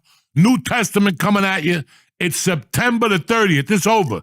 Rent day tomorrow, and you're still looking at yourself thinking, what am I going to do? You know what I'm saying? I know what you're going to do. Nothing. What's up, dog? Good to see you, dude. Good to see you. Very interesting weekend. I know. Very interesting all the way around. People mad about comics going to Riyadh, wherever they're going over to Saudi Arabia. Did they call you? Huh? Did they call you? Oh, every day they called me to go to Saudi. Are you fucking kidding me? I would love to see you at that festival. No, you wouldn't, because they have a list of rules. What are the rules? I don't know. You can't say much. Listen, all I learned about this was online and comics hating, people hating, like, why are they going over? Listen, man, they're going to pick up an envelope. A big one. A big one, okay? Your butt's hurt because you're not picking up an envelope. I don't know what to tell you. Is it against American policy? Is it like, I don't know. Would I go? Me? I'm scared. Because I get to Saudi Arabia and the steak don't taste like steak, I'm getting back on the plane. That's all. That's why I don't travel, because I'm scared. I already went to Jamaica one time, and on the car ride, I remember looking at the chickens, and they were skinny as fuck. And I'm like, I'm not eating that shit. And I remember going to the hotel, and everything looked bad. I was shooting a movie, and everything was inclusive. Right. Everything was bad. And I'm like, where else can I eat? And they're like, McDonald's. And I'm like, no, we got to go right now. We're leaving. I left. They fired me. They fired. I got to be honest. They have oil money. I think the steaks are going to taste great. Oh, no, I think you're going to. The bacon's going to suck. There's no bacon. Like, I saw a picture of Chappelle come in and somebody hands him something to drink. If that's a hummus shot, I got to throw it right back in their face. I can't eat that. That's against policy. Why do they? Do you really think they walk around giving people hummus shots? I don't listen. I don't know. I just they might. It's the problem with everything now is that everybody's got a fucking opinion, and everybody's got a complaint. You can't go on YouTube no more.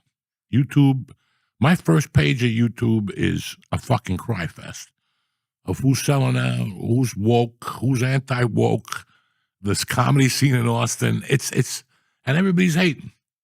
Nobody's popping anybody up. Nobody's going, hey man, this is what's going on. It's just 15 videos of fucking, how everybody's doing everything wrong.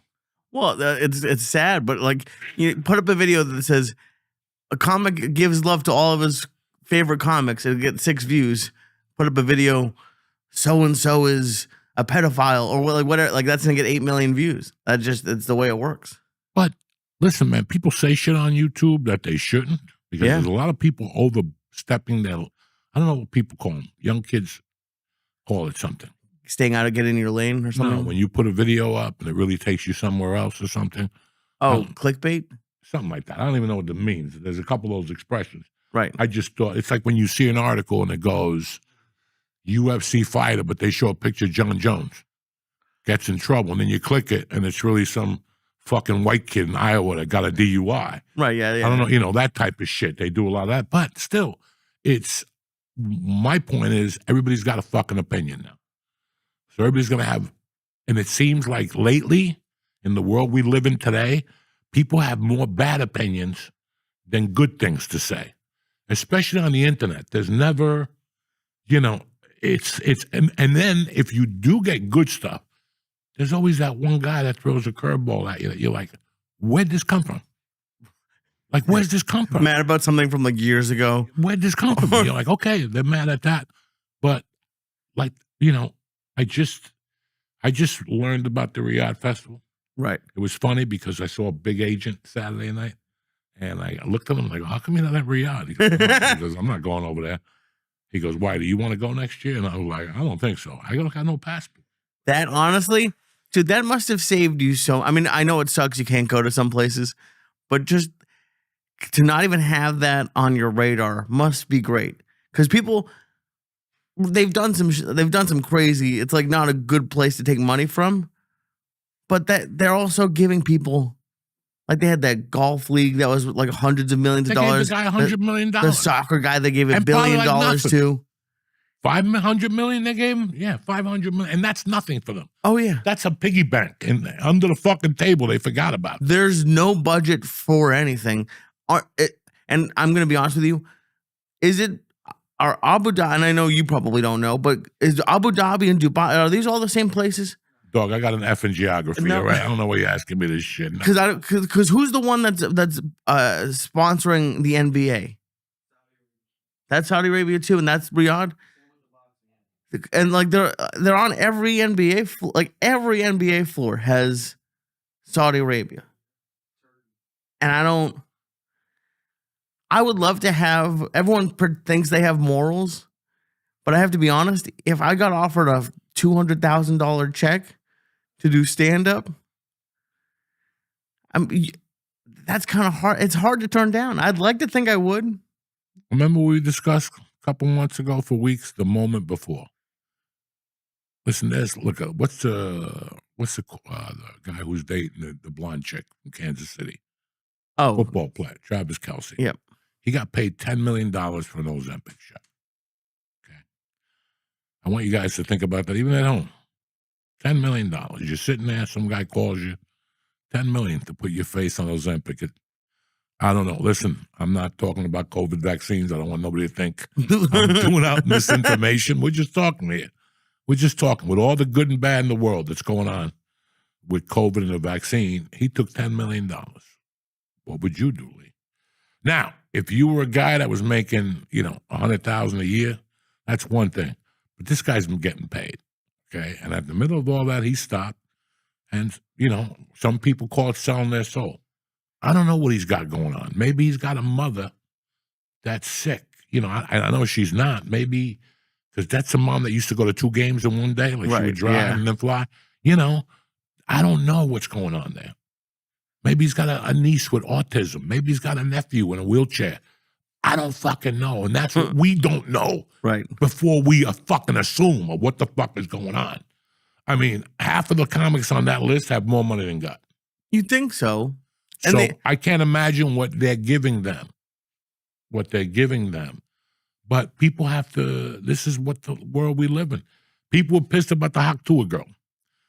We get pissed about anybody who, it's like that thing that they talked about in Godfather of Harlem when they started their black thing, their own black mafia. And he goes, it's like black people. And they should have said black people because this is everybody. Once you're in a crew and the crab that's trying to get out of the bucket, they pull them down. And that's what it seems like to me on the internet these days. Like I saw something maybe 2 weeks ago about music. This is fucking Led Zeppelin. I just went to put Led Zeppelin on YouTube. Sometimes you hit the bar and it rolls up by mistake. And it rolled up and it was like, these guys suck. They wouldn't make it around today. And I'm like, why would you? That's Led Zeppelin. Even Led Zeppelin gets hate mail. Yeah. So if Led Zeppelin gets fucking hate mail, what does that tell you? Hey, you should feel lucky to get hate mail. How the fuck do you say? I mean, these guys put out 9 albums, 10 albums. I don't know how many albums they've sold. They had a song that they stole. It's controversial. They got away with it. I don't know how many kids got buried to Stairway to Heaven. From 1975 to 1990, every time you went to a wake, at least in Hudson County, they had Stairway to Heaven on. No, they didn't. Yes, they did. 1 million kids have died, and Stairway to Heaven. When my mom died, I played it. It's just a natural, stupid fucking thing you do. Is that?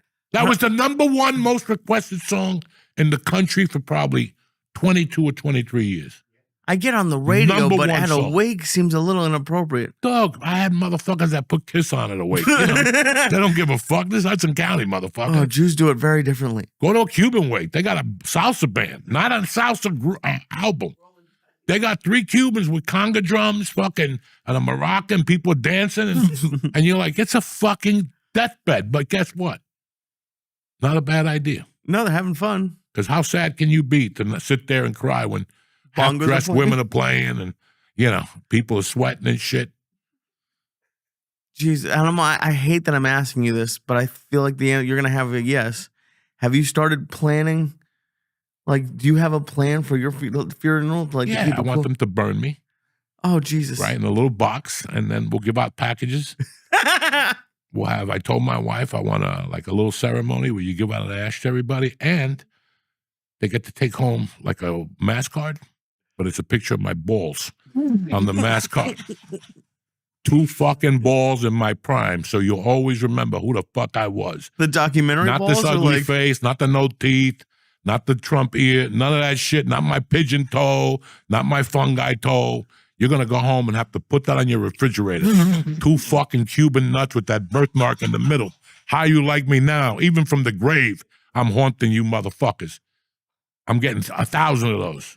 So they're going to be collector's items also. that is going to be nice. Are you going to sign any? No, I'm just going to give them out. But there's only going to be like 500 of them. It's like having a credit card from what's that restaurant that we go to in Brooklyn? What's the joint, the steakhouse, where you walk over the bridge? Luger's, yeah. Huh? Peter Luger's. Peter Luger's. You ever got a Peter Luger credit card? I haven't been there yet. That's when you know you're a bad motherfucker, when you Yeah. throw that card down and go, what? You know, have you heard like some celebrities, they've figured out so their wives get flowers every week? I like the ball card idea, but knowing you should have like, you should give like this company money, be like, just send them out to these lists of these addresses. Because can you imagine people getting it in the mail? A card and it's your balls like 10 years. Geniusly. Just still. Or like fucking Federal Express knocking on your door Yeah. when you're in the shower. Dun, dun, dun, dun, dun. Bing bong. And you open it. It's a picture of my nuts from beyond the grave. Happy birthday. Happy birthday. That's genius. Bro, we should start that company. Where we fucking, that was the company in Things to Do in Denver when you're dead. You put tapes down, and then when your grandkids grow old and they want advice from you, you go down there, you put the tapes on. Right. And they showed the one guy, listen, treat women like shit, like I treated your grandmother. They're all pieces of shit. And you're fucking, But this one is just pictures of your balls. that's it, to everybody. Can you imagine it's your birthday and you get one of those Federal Express at your doors with my balls? Happy birthday from beyond the grave. That's the fucking card. Oh. Let me tell you something. That'll send you into fucking hysteria. How does he know? He's still alive. He's like that Cuban woman. He's in Cuba. Yeah, She finally died. The chick that shot the cop. Tupac Sands. She was really? hiding in Cuba. Damn, I had no idea. She was hiding. How long has she been hiding there? 70 fucking years. And they couldn't even go down there and get her out. What does that tell you? That's fucked up. 70 years in Cuba. But yeah, all those things. I don't want to plan my funeral. No. It's boring. It's fucking, but you want people to be alive. Like I went somewhere the other night. I went somewhere that should have been alive. I went to a comedy show and I walked in the back and it was like a Netflix shooting and it was like a fucking church. And I had 2 joints of Moon Rock in my pocket. And I took about 20 minutes of that disaster and I fucking asked one of the camera guys, I go, you got a lighter? He goes, yeah, you can't smoke in here. I go, dope. It's a fucking morgue in here. We got to set the herb man free. I just started smoking. People were looking at me like I had 3 heads. I was clapping by myself like an idiot. I took 2 of those fucking 500 milligrams, Minda Cloud. I had 1,000 milligrams in me. I went to the first show, and then I shot over to fucking Smith & Walensky, and I devoured a split green pea soup Nice. with croutons in it. Then I fucking dug into the fucking the steak. I had some tuna tartare. Wasn't bad, but it's not my favorite, but it was good. I wanted the protein. You know what I'm saying? I'm out and Nice. about. I'm an old man. I need protein. And I got the fucking steak. And I smoked another Moon Rock, and I went back up there. And then things got deep, and I told the driver, let's go, motherfucker. And that was it. I was home by 11:15 Saturday night. I had to wait for Mercy. Mercy went to Great Adventure, and she got home at like midnight. I'm like, fuck, for a 12-year-old to get home at midnight? What did I do wrong? Yeah, I had to wait for her. I'm going to check her eyes, make sure she's not drinking and shit, you know. Oh, she went with just her friends? Yeah, like 10 of them, 10 little 8-year-olds. Did you check her eyes? Oh, fuck yeah. I want to see when she walks in the door. I want to see that she's not disheveled, you know. I want to make sure, because like that, if somebody does say something to me, I can go, oh, she's right. She walked in here like OJ after he killed his wife, all fucked up, eyes all over the goddamn place. Yeah, I can't have that. Eyes like OJ. Well, you got to wait for your kid. And I have to let her know now that I'm going to be awake every time she walks in that fucking door.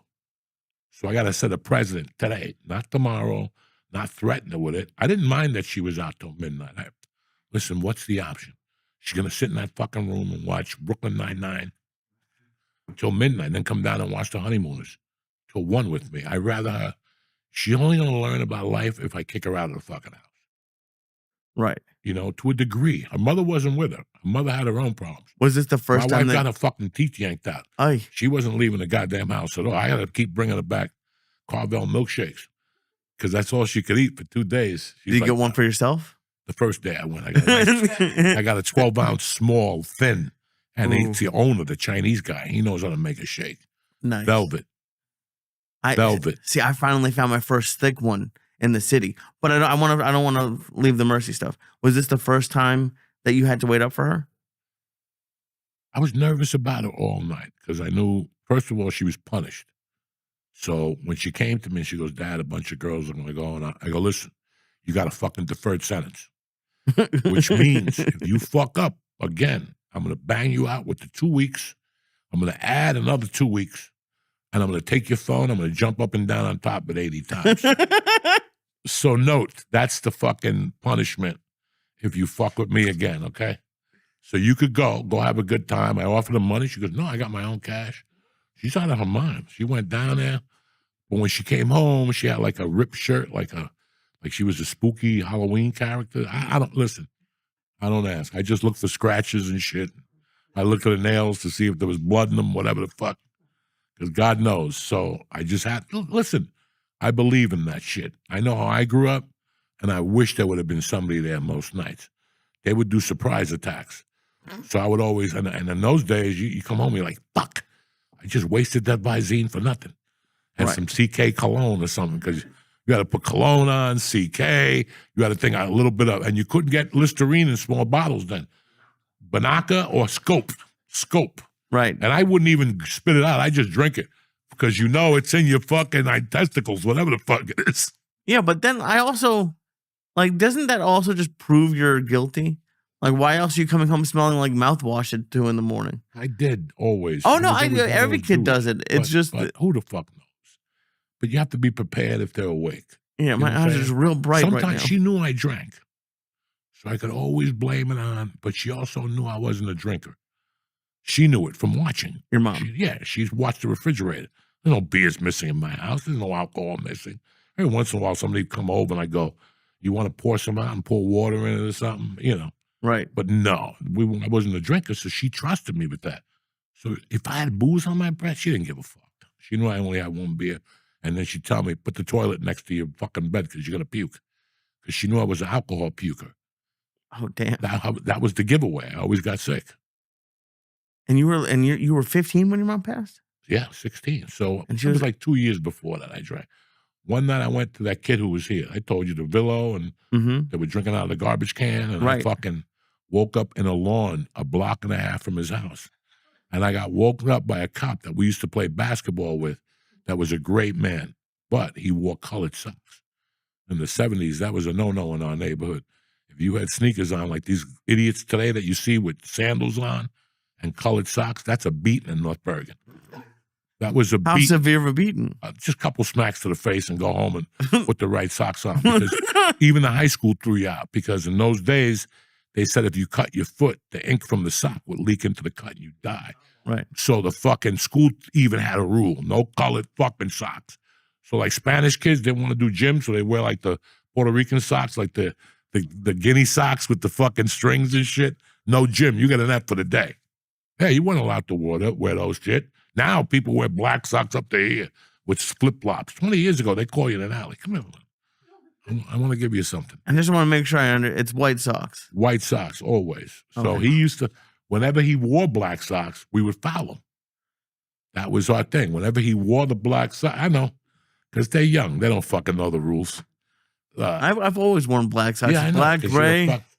Well, the white ones get all stained. Yeah, I know. I've always worn black. I got a pus stain by my fungi toenail. You got a pus stain on your toe? It's a joke. It's a joke. I don't think it is a joke. It's a joke. But anyway, whenever we'd play and he'd wear the black socks, we'd foul him heavy duty.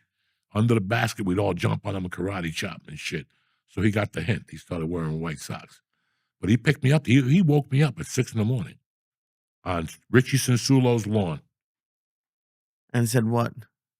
You're fucking drunk, Coco. You have to go home. And he put me in the cop car and he knocked on my door. And my mother answered the fucking door and said, what happened? I picked him up on the lawn. And my Damn. mother smelled the alcohol and the whole fucking deal. So Are you gonna be? Because like I grew up in a very strict house. Like none of that was cool. And then, like, I mean, you are who you are. Like, what if she came home smelling like something? if I came home smelling, No, what if she came home? Like, how strict are you gonna be? Are you gonna like? Is she allowed to drink? I mean, what do you? Now she's way too young, I would imagine. But let me explain something to you. The children that are out today, at least in my neighborhood, and when I talk to parents, these kids don't do much. They're not looking at it like we did. It's not. Kids today aren't growing up with drugs around. Like the kids, and like in my town, a lot of parents smoke pot. Don't smoke; they take gummies. right. That's in the 70s. It was mother's little helper. You know what I'm saying? So that drinking shit isn't like here. Remember, I grew up in a place where right across that fucking bridge, I get whatever I want at whatever fucking time I want. That's a very ugly concept to have in your mind when you're right here and you're 10 minutes away from the most outrageous city in the world at that time. I know. From peep shows to alcohol to drugs on the street to the village, you had this Central Park, McSorley's Ale House, Washington Square Park. You had this whole thing where it was drug kind of ridden in those days, you know? And I'm not saying there's no drugs in New York City. There's tons of fucking drugs. But it's not in your face no more. Like the kids are not.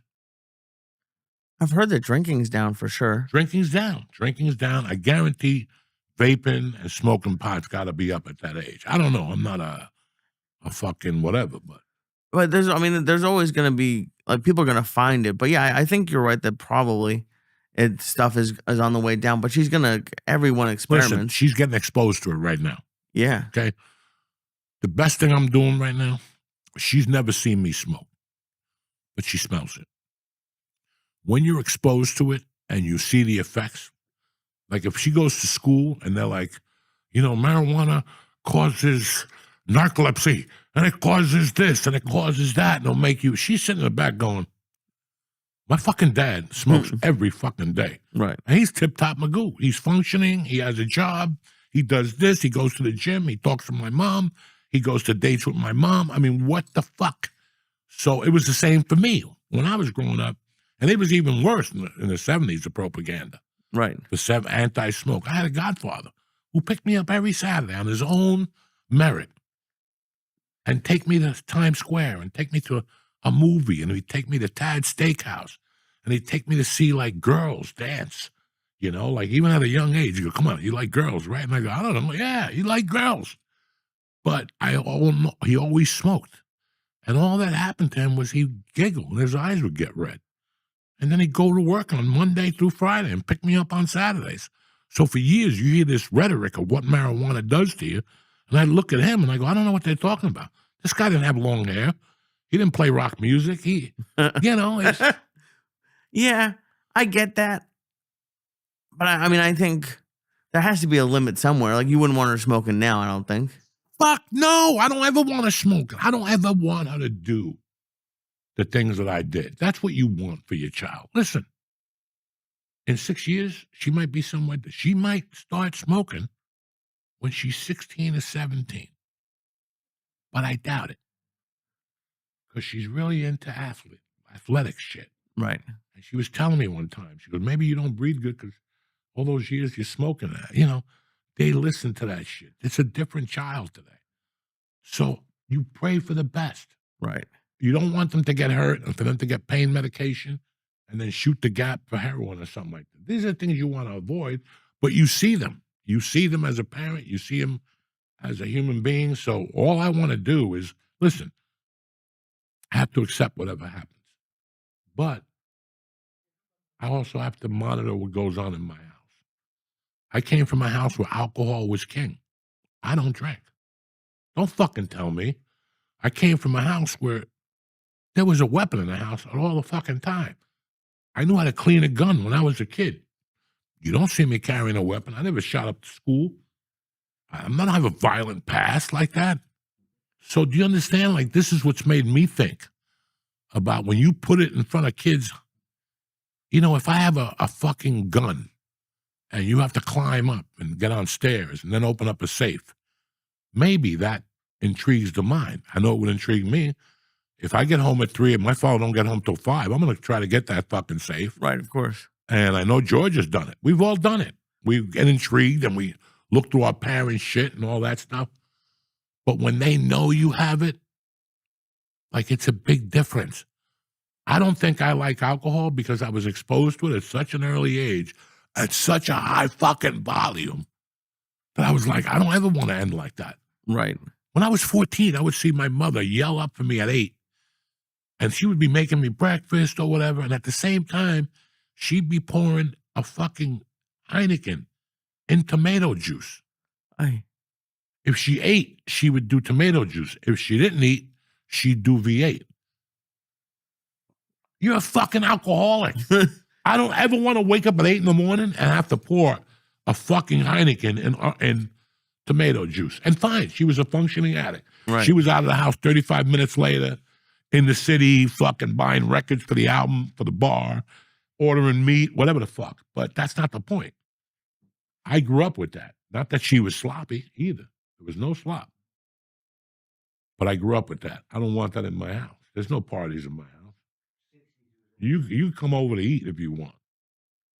You come over to eat. I'm never going to say to you, let's get a keg of beer. I got a kid in the fucking house. Right. I got a kid in the house. I don't want my kid to wake up and see 3 people on the couch, cigarettes, fucking beer bottles. First of all, I don't like fucking beer bottles in my living room because somebody's going to spill it, and that shit smells like dick for 2 months. You ever go into a bar and you're like, this bar smells like alcohol and mildew? Yeah. I don't ever want that smell. I can't live with that. I'll burn that fucking house down. So I don't want her to be exposed to that party life where people, you know, she's going to eventually do it, but she knows it's there. We have neighbors who drink and they act fucking responsibly. So these are the things, like. Well, it's interesting because, like, and it's nothing against my parents. I'm probably, if I'm ever a parent, will be stricter. But I've seen, like, when I went to Israel for the first time, drinking was 18, not 21, and having a beer was not as big of a deal. And yeah, there were drunk kids, but it wasn't as, I don't know, it felt like scarier and like more intense here because you have to lie, you have to somehow get it. I think if I was going to do it, I would lean somewhere in the middle of like exposing them to it, maybe not being as okay with it as like I don't think I'd ever be the parent who'd be like, oh yeah, you can come here and drink. All right, we here. got YouTube, Lee. You're gonna have a fucking kid, and when they're 7, they're gonna go on YouTube. Oh, I know. And they're gonna accidentally find you. So here's the deal: you got everybody has to react differently to the times, Lee. We're not living in the 70s no more, where we were blind. I wasn't because I had crazy fucking parents, but everybody was blind. We didn't have the internet, Lee. Okay? There's a song by the guy who beat up the fucking other guy who was married to Carmen Electra. That idiot was married to Carmen Electra. He was in a band, Jane's Addiction. Jane's Addiction has an album, whatever. The second album is great. But the first album, it says it before the song, Caught Stealing. In Spanish, we have more influence with your children than you do. Okay? We have more influence with your children than you do. The musicians? Yeah. We have more access to your kids than you do. When I went to school, you went from 9 to 3. And you probably got home at like 4. You went to practice. Your parents saw you from 5 to 10. That's 5 hours a day. You were at school 6, 7 hours a day. And now the internet, you're with it 24 hours. Now you got the internet. So even if I turn the internet off in my house, she's got a classmate that's going to tell her what was on that internet. Look at my fucking Instagram. So they're exposed to everything right now. Oh, It's 1,000%. a different fucking world. So every day when she gets up, she's going to stroll and see it, fucko, smoking pot. Snoop Dogg. Right. Because Oh, he's allowed to smoke pot on Instagram. She's not going to have those questions like other kids. When I take her to the dojo and she sees you guys drinking and sees people drinking, she's watching. right. She's watching because on the way home, she'll tell me. I introduced her to somebody 5 years ago when she was 7. And we were talking about him one night. And she looked at me and she goes, I know who you're talking about. He's the brother who smokes. And I almost lost my mind. She likes that brother out of all of them. She likes Joe Florentine the best because he's a dad. And he's got girls, so he knows how to speak to Mercy. They talk about the Rolling Stones and Mick Jagger. But she said it to me. She goes, and you should ask him to stop smoking, Dad. Like, how am I going to tell a grown man to stop smoking? And it's amazing what sticks with kids. So she's watching. She's listening. Because of her mother and me, she can't drink. I'm allergic and the mother's Indian.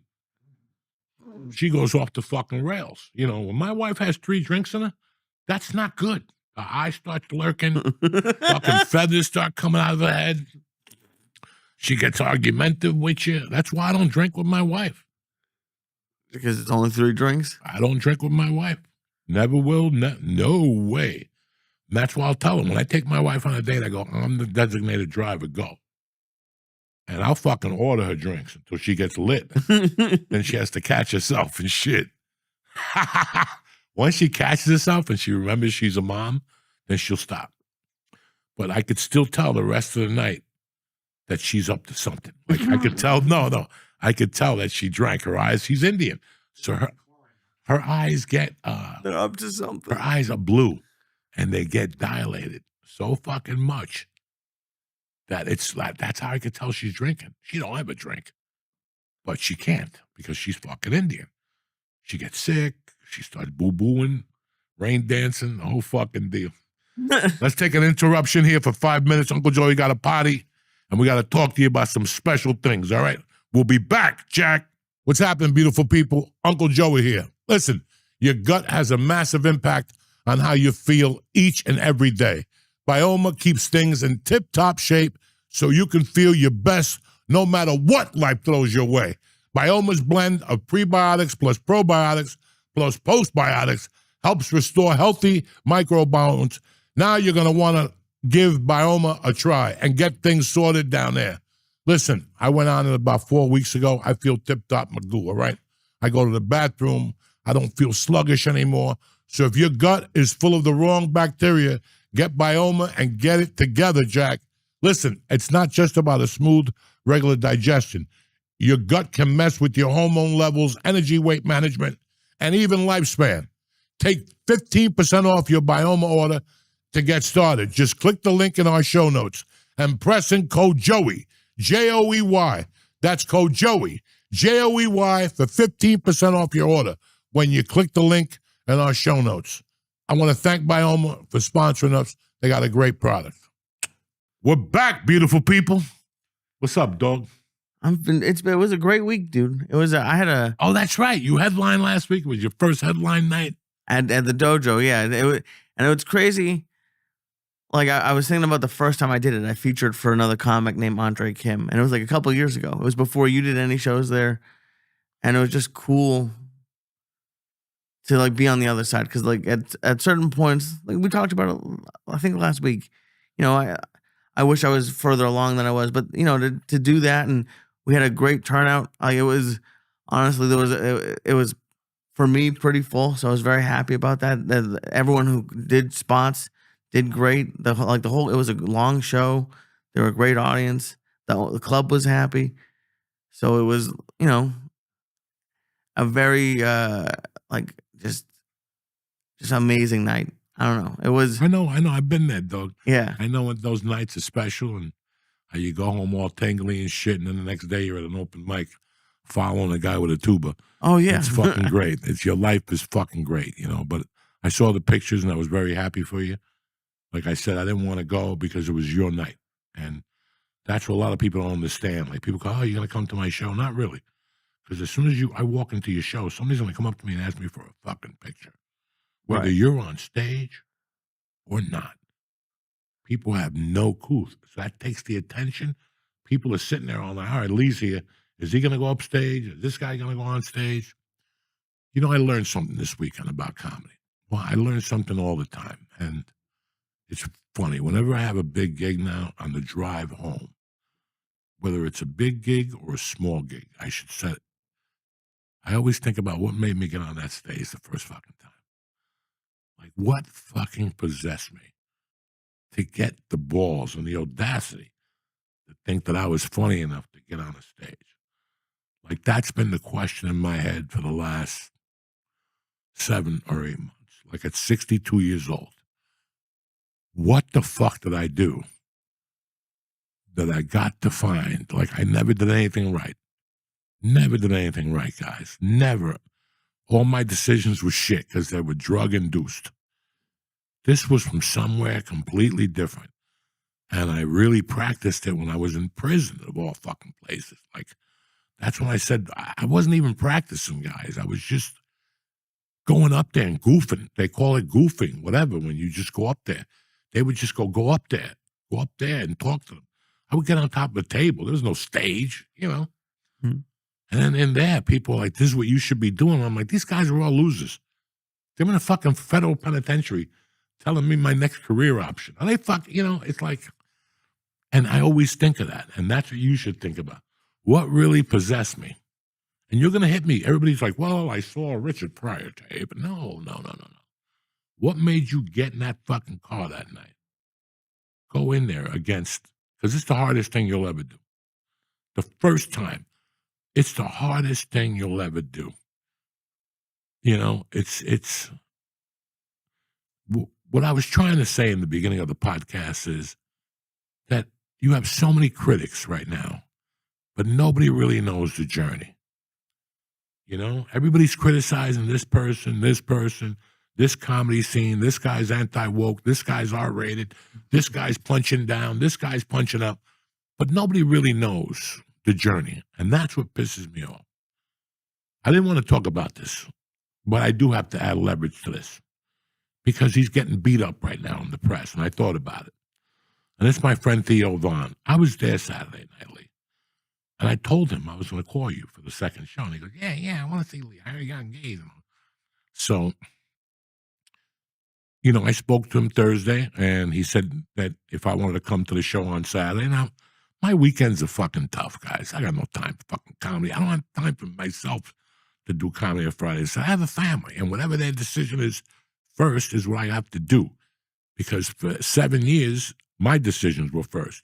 I'm going here. I'm going there. And here's my wife and my daughter is stuck. At least now I give everybody the opportunity. If they want to hang, they can hang. When my daughter said she was going to Great Adventure on Saturday, I go, that's one down. What does my wife want to do? Does she want to go out to dinner? She's like, no, I'm not going to be able to eat. I got no teeth and I can't drink because of the pain pills. I'm going around the corner to my girlfriend's house, you know, one of the neighbors, and I'll come back later. That's what made me go over there. Now, I don't know if people understand the process of stand-up comedy. Again, number one, you don't pull up to an open mic in a Maserati. That's number one.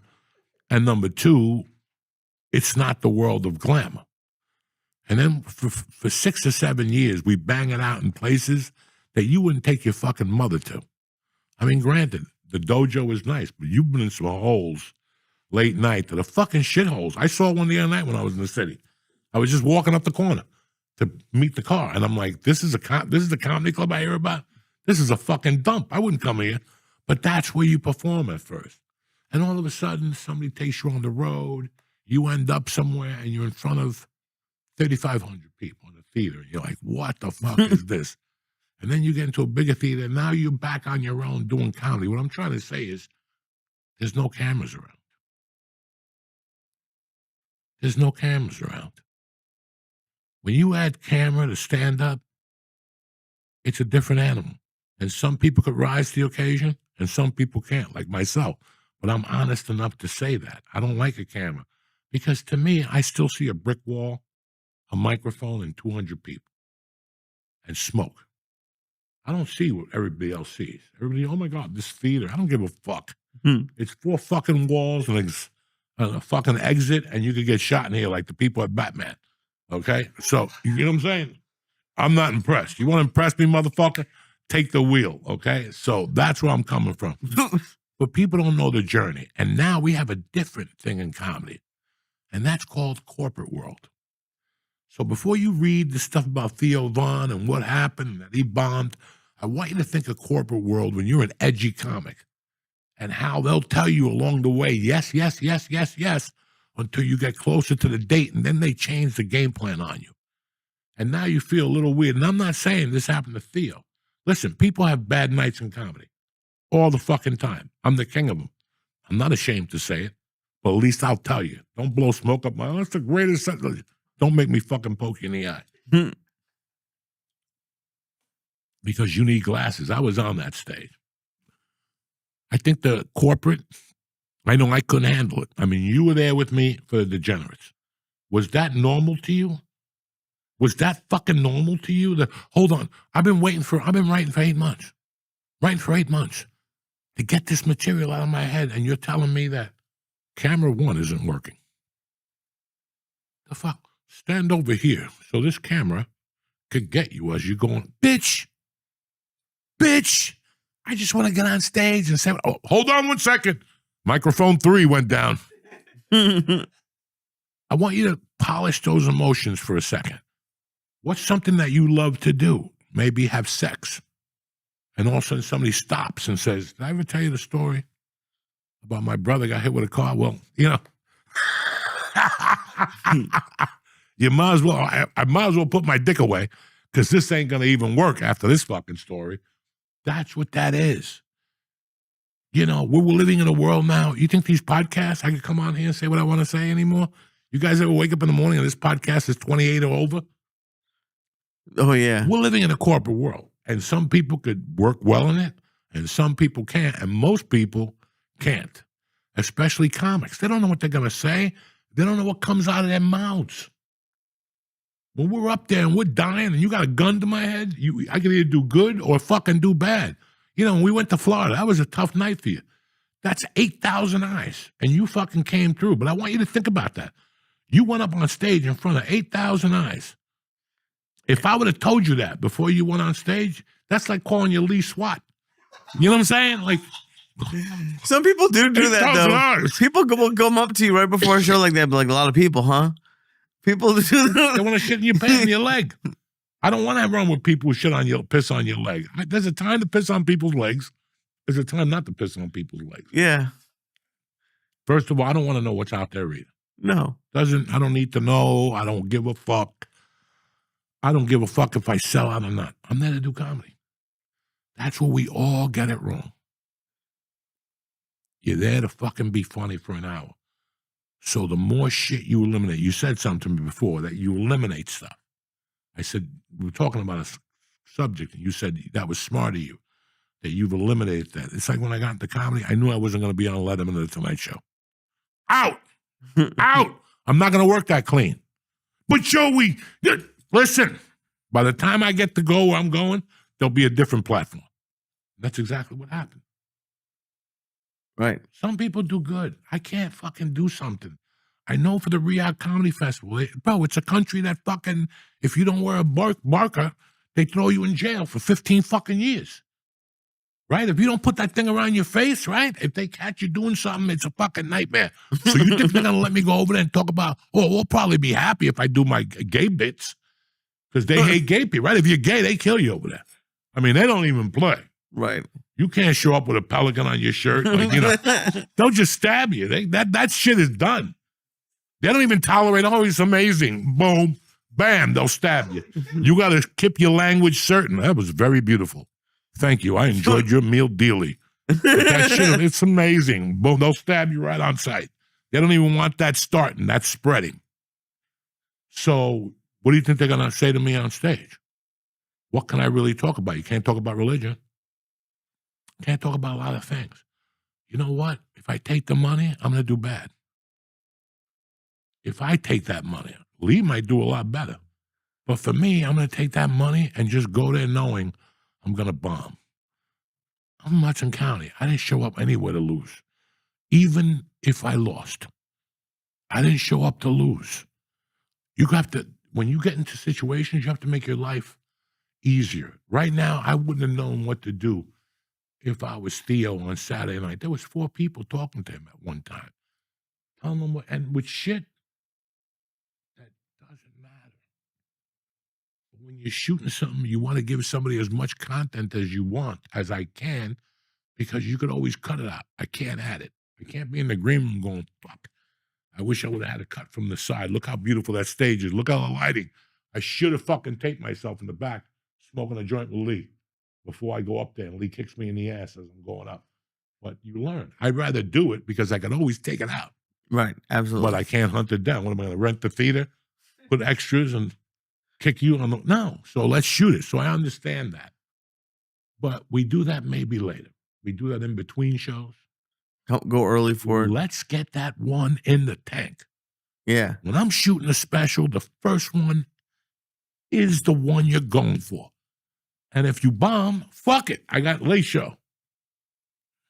And you saw it. I bombed. I bombed them, both of them. But the first show when I taped the special, bombed. Are you talking about Netflix?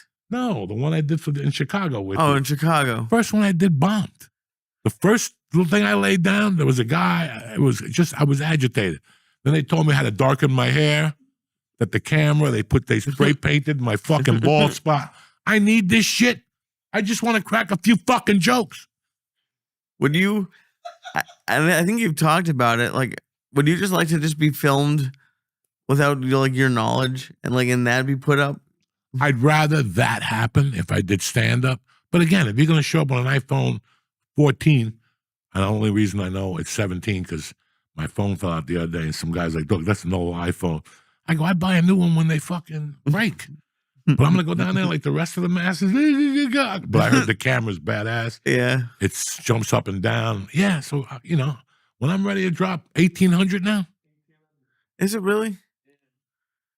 Holy shit. And they don't even let you pay it.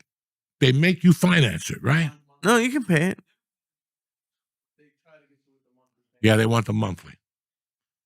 That's a lot of dough for I don't even give a fuck anymore. I don't have Facebook on there. I don't have Twitter either. I got Instagram. That's it. Text messages and people call. There's nothing else I use on here. Nothing. All these apps, I don't know nothing. I got Uber once in a while. I got Lexus. I got fucking Whoop. They have flip phones. They have what? They have flip phones with apps now. Well, this is the shit. You got to eliminate all this shit. This is garbage. But you do need it. You know what I'm saying? So what are you going to do?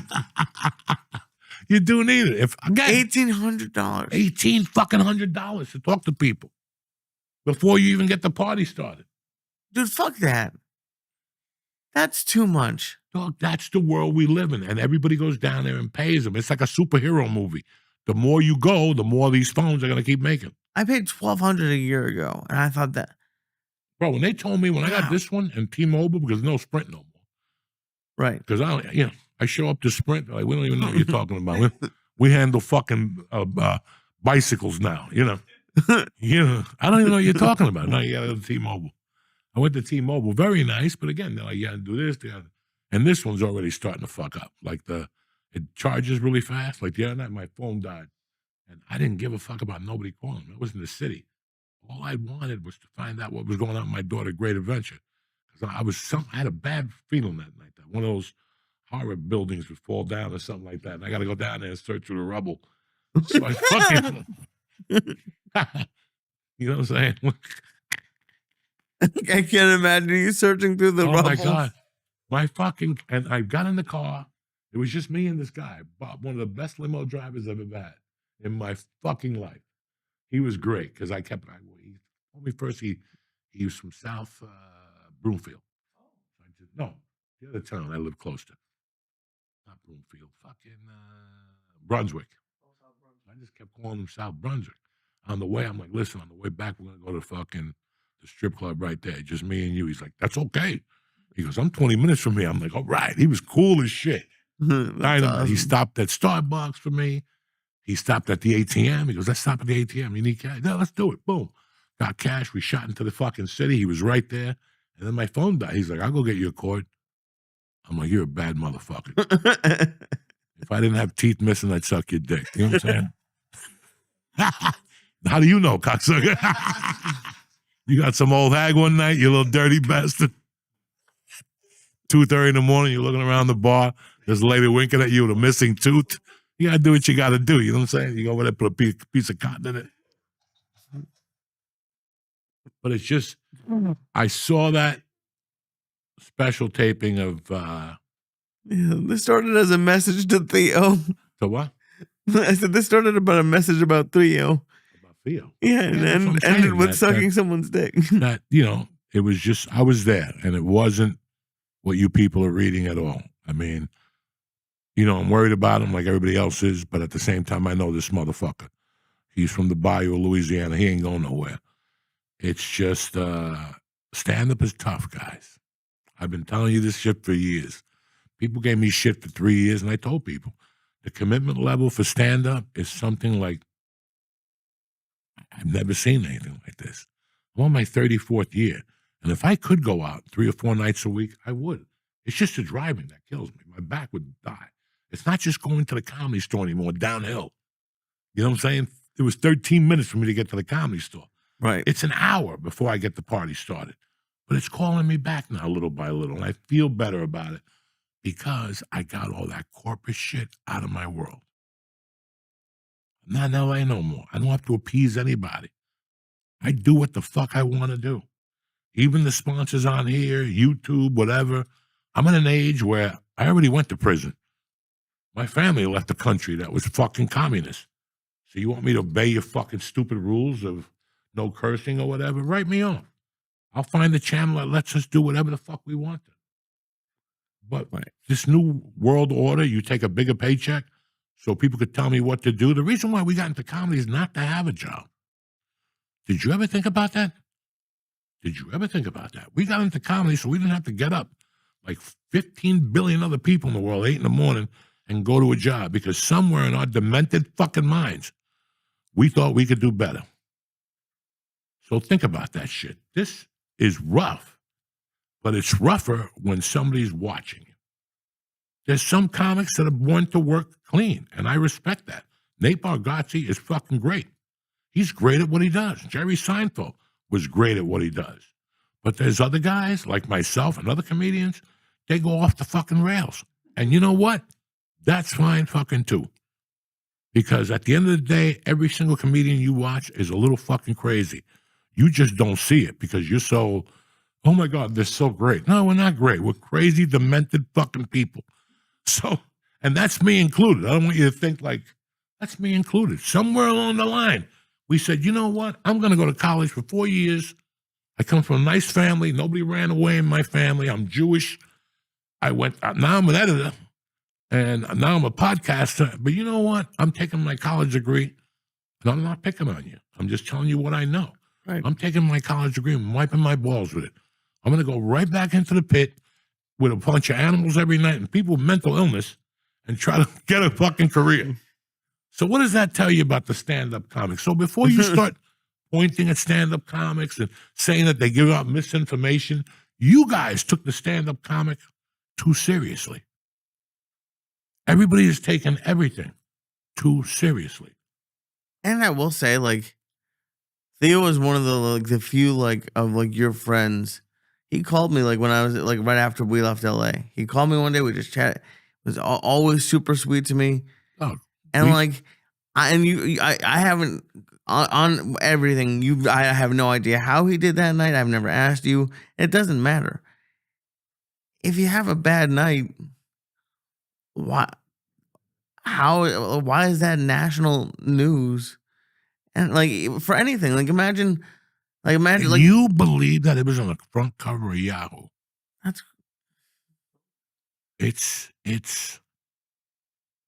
We need to know everything. This is why, again, today, I'm not putting anybody down. I go on these sites some days and I read one thing and I close it. People always give me shit. You don't post anymore because there's some days I do go on there and I got something great to say that I was laughing in the shower. I have something I'm coming in there with balls on fire. I'm in the shower holding on to my stomach. But I will go downstairs, open up a page and see something that is so far out there. I go, not today. Because I can't solve this. I can't save this. This is what I can't say. All I can say is something funny, and hopefully you react to it. It makes your day. You wake up, you're like, fucking that motherfucker's dirty, man. You know, something to get a reaction of you instead of, I want the fucking Epstein list.